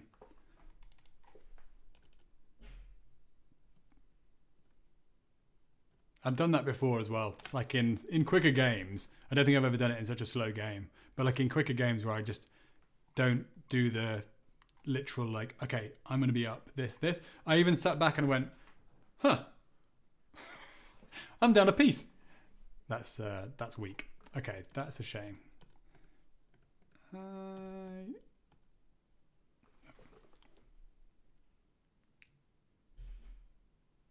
Yeah, I basically just, they take, and I think I just did my mental, like, adding up from here. Like, yeah, okay, so now I'm gonna trade queens, and I'm gonna trade bishops, but I'm up the pawn. But I didn't even count the poor knight. I didn't think about you. This is ridiculous, unfortunately. Do I have any chance in this game? Is there anything that I've got? Well, I've got the isolated, like black has the isolated pawn.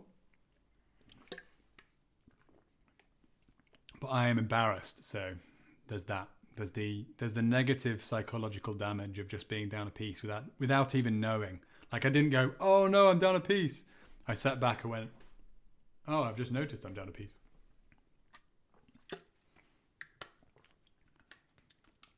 Okay.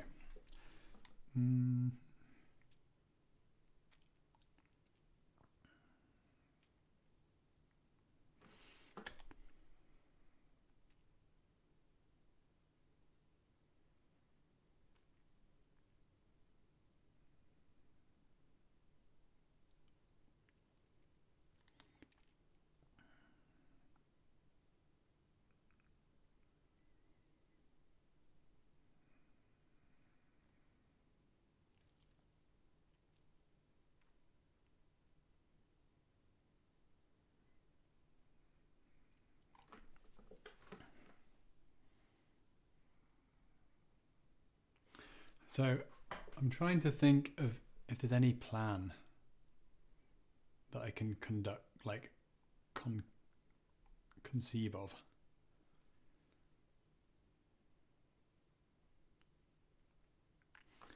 That isn't just like, okay, I'll put the rook here and attack this pawn.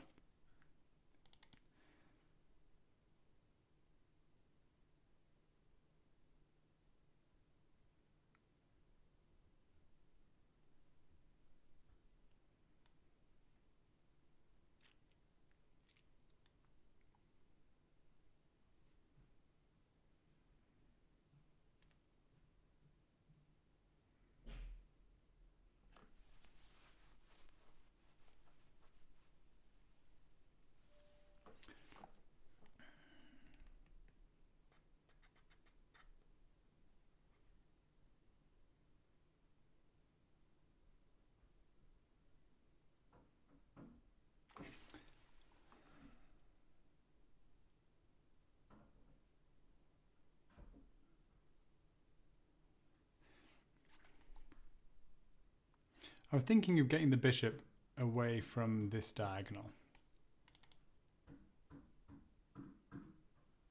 But really, it can just come this way, so there's no point. And I don't want to make a backwards pawn here.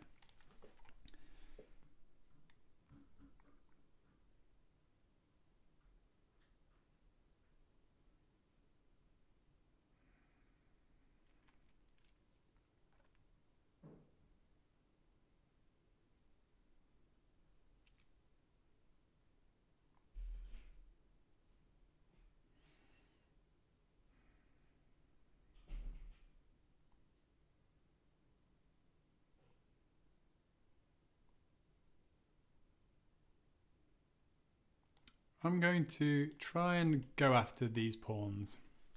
So my plan is to advance this as far as possible. I'm imagining they'll just play here.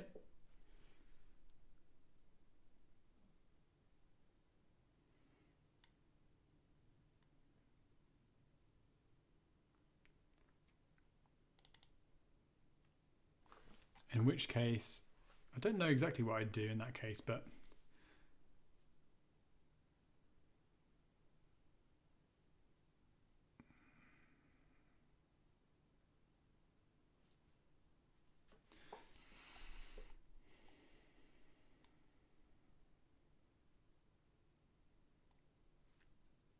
right now they can push this pawn.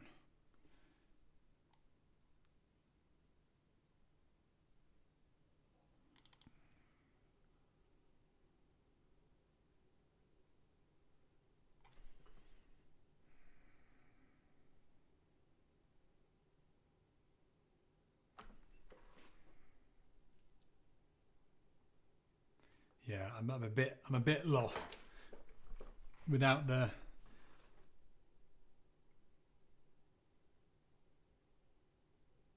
like I don't really have anything I can do. I don't think I can't see anything at the moment that I can do which is threatening enough to black to tie down their pieces in an inconvenient way, because like they can just do this and I'm the one, like they're the one with the open file, semi-open file against a pawn. I don't have that. I've got this, but that's defended by a pawn. This one here isn't defended by a pawn because I just pushed this because I wasn't thinking enough. Like I'm not strong here, and yet I just, like I would be stronger, but I just made a weakness. Yeah, that makes sense.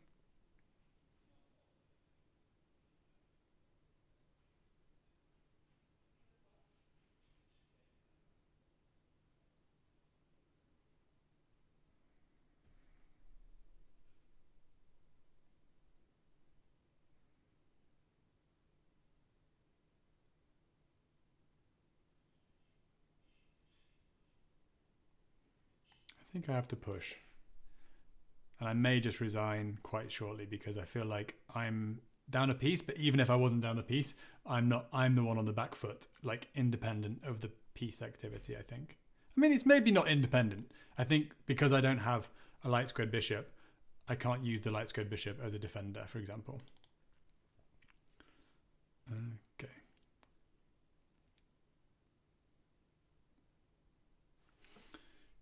I think I might just push.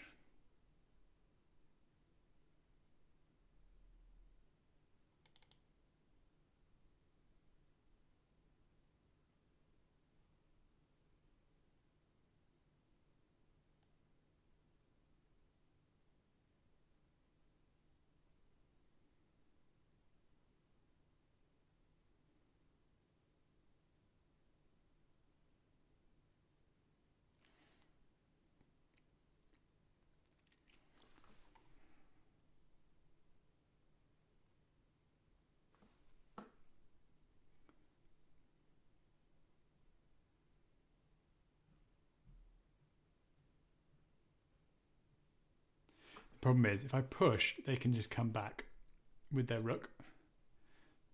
And if I defend that pawn...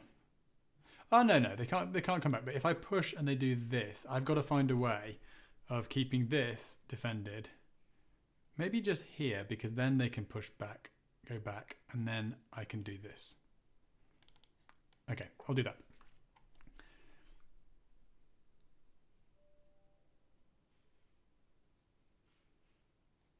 They might not push though, because it's quite nice for them to have their bishop. Although, if their bishop is tied down to defending this pawn, it won't be really, because they can just put a rook here, and I don't think I'm able to. Maybe if I'm keep my mind open to the possibility that there is some way of tying down one of their pieces, or some of their pieces, to the defensive pawns. Okay, so. This can't be defended by a rook here, nor can it be defended by a bishop. They obviously have an extra piece, so that's helpful for them.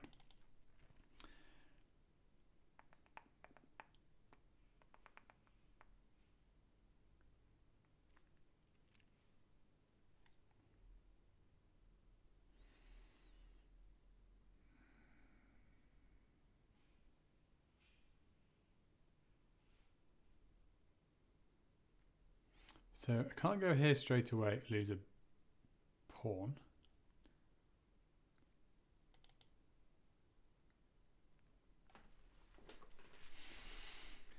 Come here first. But then I can't go there because then this happens.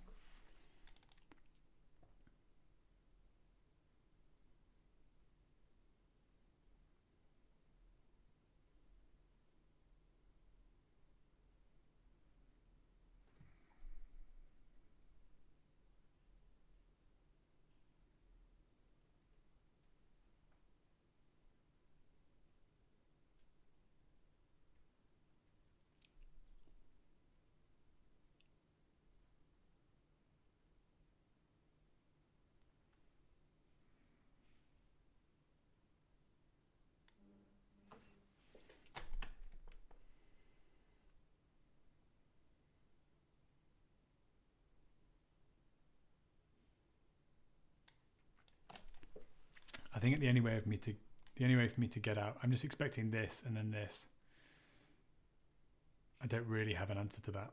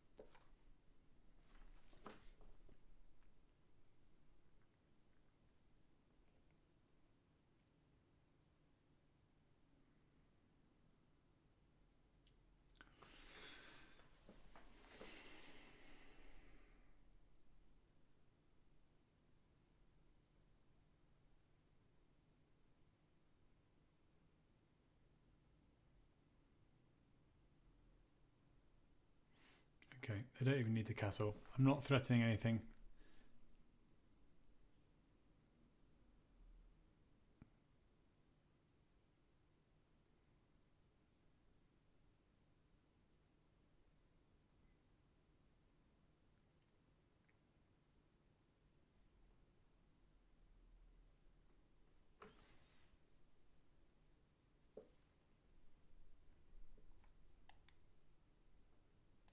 How about here? So here, there.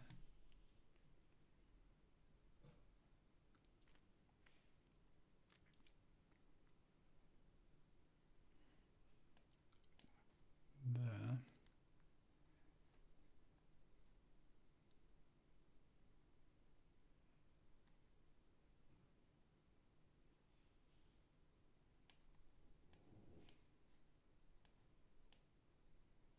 No.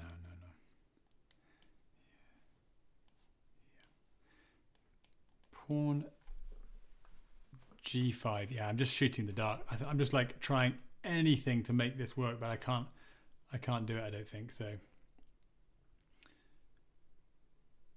push, takes, bishop here attacking the rook, and if the rook takes the pawn, I give a check.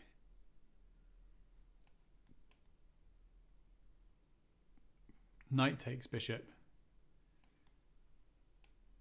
Rook takes rook. I think I'm going to try something like this. Some traps. The extra, like the added problem is they have much more time than I do. So I'm not even like, oh, I'll just put pressure on them on the clock.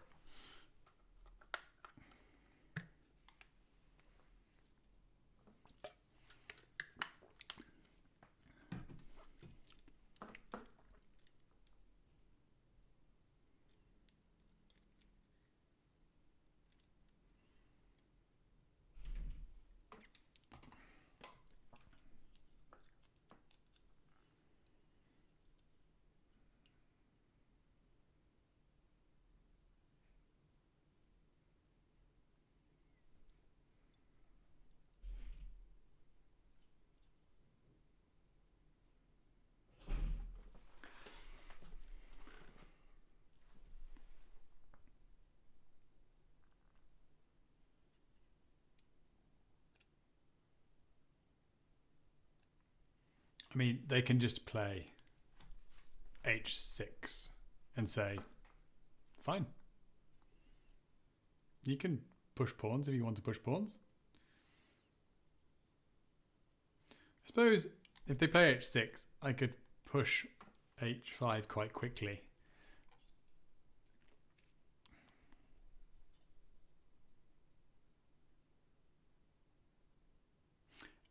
Now I can't even do it, unfortunately. Sadly, I can't even do my, conduct my idea because this is defended now.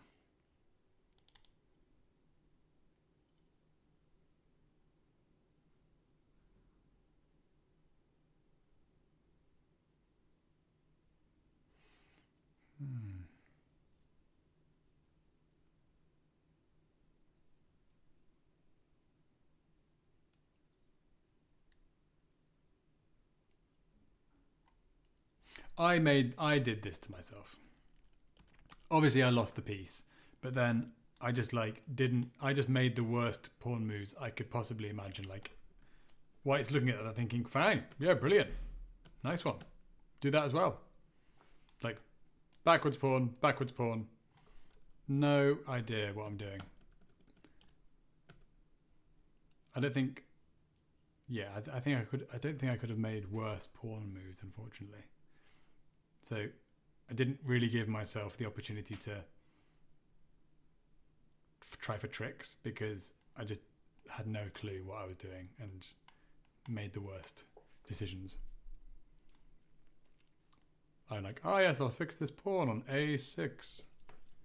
Fantastic. How do I get there? No way to get there.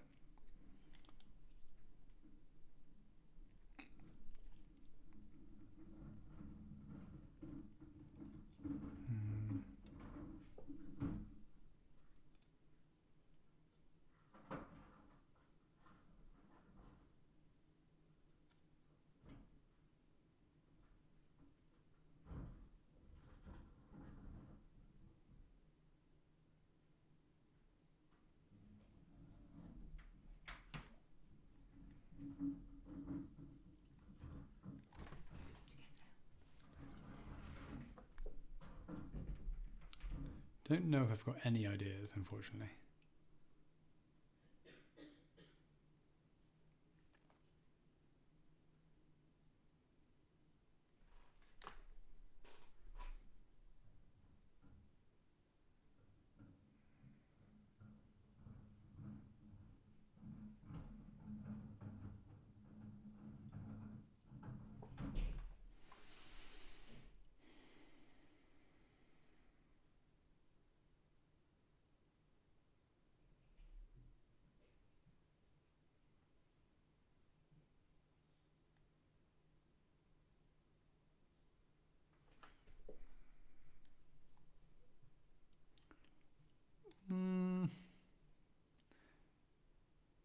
Unfortunately, I have to give up this pawn. Yeah, I'm close to resigning just because I have no active plans, and like I say, I think I've given myself just no chances, ruined the structure.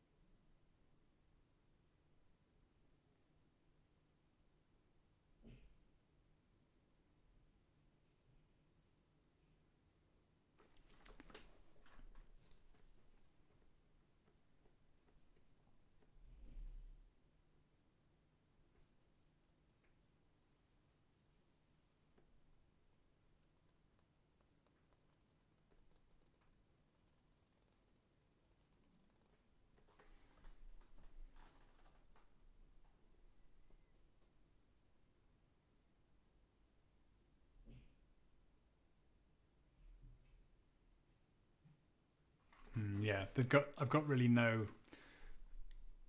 Even if I got my rook here and came across, they can just do this, and there's nothing to be done.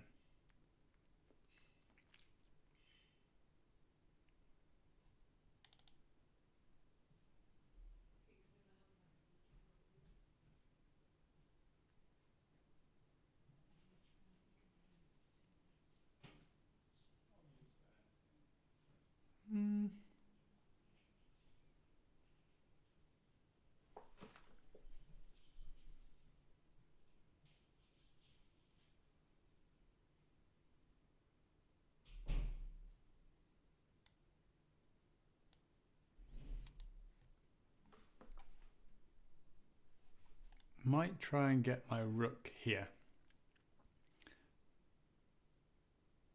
And create a path pawn. I know it's just like last ditch effort to do something.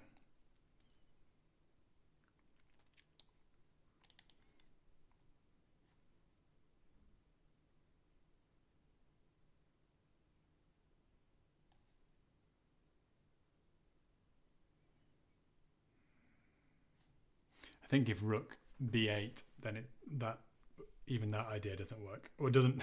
Even that idea doesn't let me get a pass pawn on b6. I don't even think getting a pass pawn on b6 would work.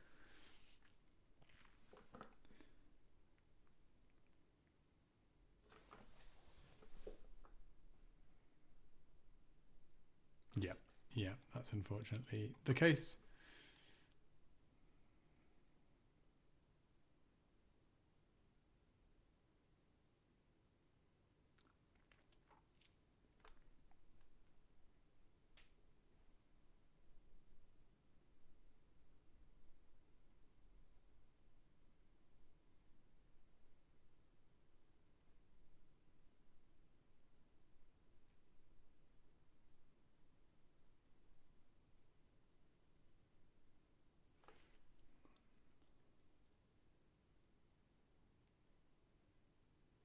Yep, going to resign. I have nothing. I've got no plans. I don't think there's any realistic way of me getting into any of these squares.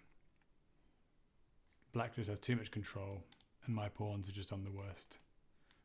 Well, yeah, they're on bad squares. Right, yeah, I'm going to resign. Well played, my opponent.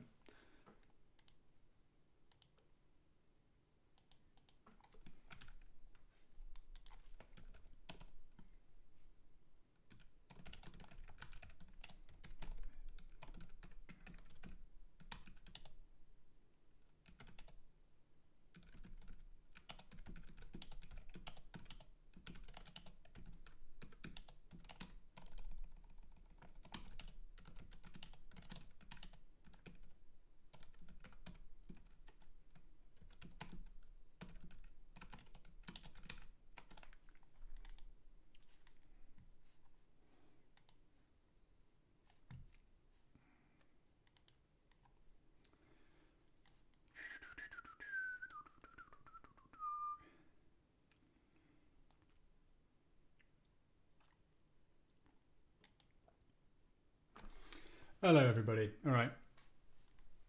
Thank you very much for the nice messages. You think in the opening of your position. So Gaika says you should think in the opening if you're in a position you're not familiar with. Often people play fast in the opening just because it's the opening. Yeah, that's a good point. Next time I play with the board, I draw arrows in the board. Exactly. the arrow, I wouldn't draw arrows in the board if I was on my own. It's more just for the viewers. I don't want to make a mistake. Get move. Go to settings and select confirm move. Yes, exactly. Yeah, I know. I need to remember to put confirm move on. Who is your favorite chess player? Ivanchuk. Vasil Ivanchuk is my favorite chess player, probably. I love your page. I mean, he's just my favorite person who's a chess player. I love your page and just want more. Calculating and missing pieces like that happens. Yes, Mark Louderback. Yes, it does. I am learning still, of course. I'll just chat with my opponent on Discord.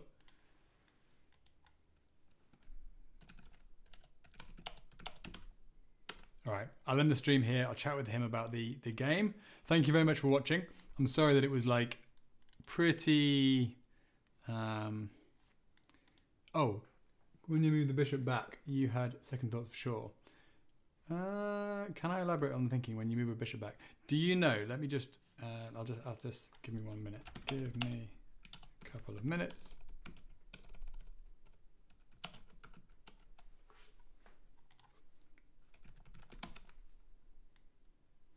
Yeah, we can both get a cup of tea. All right, let me just quickly look back at the game then. So I'm still streaming, which is good.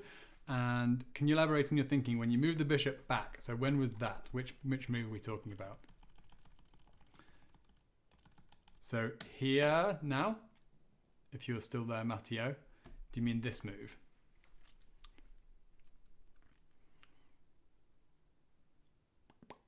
So, what was my thinking?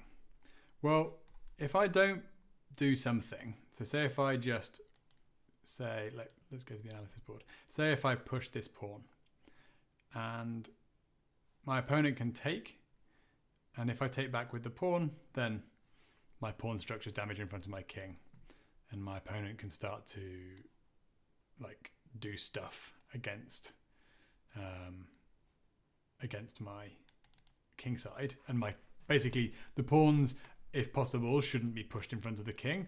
Like, all else being equal, they are best placed here. But sometimes you have to like do a little bunny ear here, or like I don't know what your level is, so maybe just teaching you to suck eggs here. But sometimes you have to push pawns in front of your king, or sometimes it's you take the disadvantage of having a weakened king side for the advantage of a king side attack, say. And mostly you just do it to sort of like avoid a piece, like push a piece away that's there, and you sort of accept that this is now weaker and that black now has an ability to like put a pawn here and now like either threaten to take and blah blah blah. But if you take with the queen, so if you take with the queen, the same thing can happen, but now the queens are off. And I was considering this in the game. I was like, yeah, maybe this is fine. Yeah, exactly. So maybe this is fine. It's much better than the other one because now the queens are off and it's less scary for white. And I did consider it, and obviously now I would go for this because I managed to blunder a piece.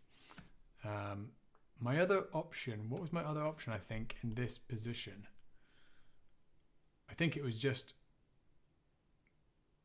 yeah, I can't remember exactly. I can't remember if I think I did consider pushing at this point. The problem is the lines are blurring in my mind a little bit. But yeah, I think I considered pushing here. Yes, Isaac, queens off means the weakness on the king side isn't as exploitable. Exactly. And if I were to go down the doubled isolated pawns, I would have definitely gone down the line with the queens off by taking with the queen. So I can't remember the other option. If I push, I was thinking the queen would go here, and I said if I push now, I didn't really like having the queen on this side of the board, not with like the option for black to sort of like come in like this. I just thought it's too aggressive, and I don't have enough time to like calculate it in serious depth. And I felt like my opponent had something planned.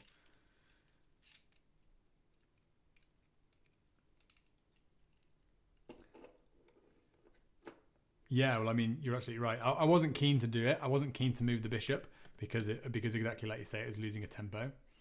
And probably there was a better move. I mean, yeah, I think with hindsight, I would probably... I don't know what I'd do in hindsight, actually. Maybe just develop, like continue developing. Put the rook on its favorite square at e1 in this line.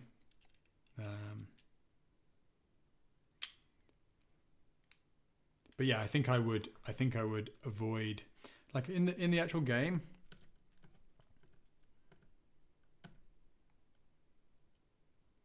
So at this point now, if this and this and this, how does that look compared to what would have happened if I'd have just done it a bit earlier? Well, I think it would be better because now I can do the exact same thing basically. Push.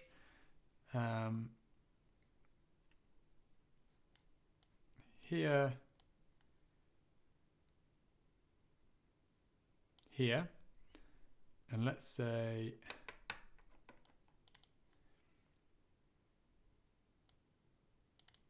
They can always take though, can't they? That's the thing. If they take here, they can win this pawn. So I just don't think, I just don't think this c4 move was good at all, unfortunately. But yeah, I don't know yet. I don't know how to fix this yet. Right, I'm going to stop the stream just because I'm going to go and have a chat with them. Thank you very much for watching. I'll probably make, yeah, I don't know, unfortunately, about the fianchettoing. You're welcome. All right, chat to you soon. Bye-bye.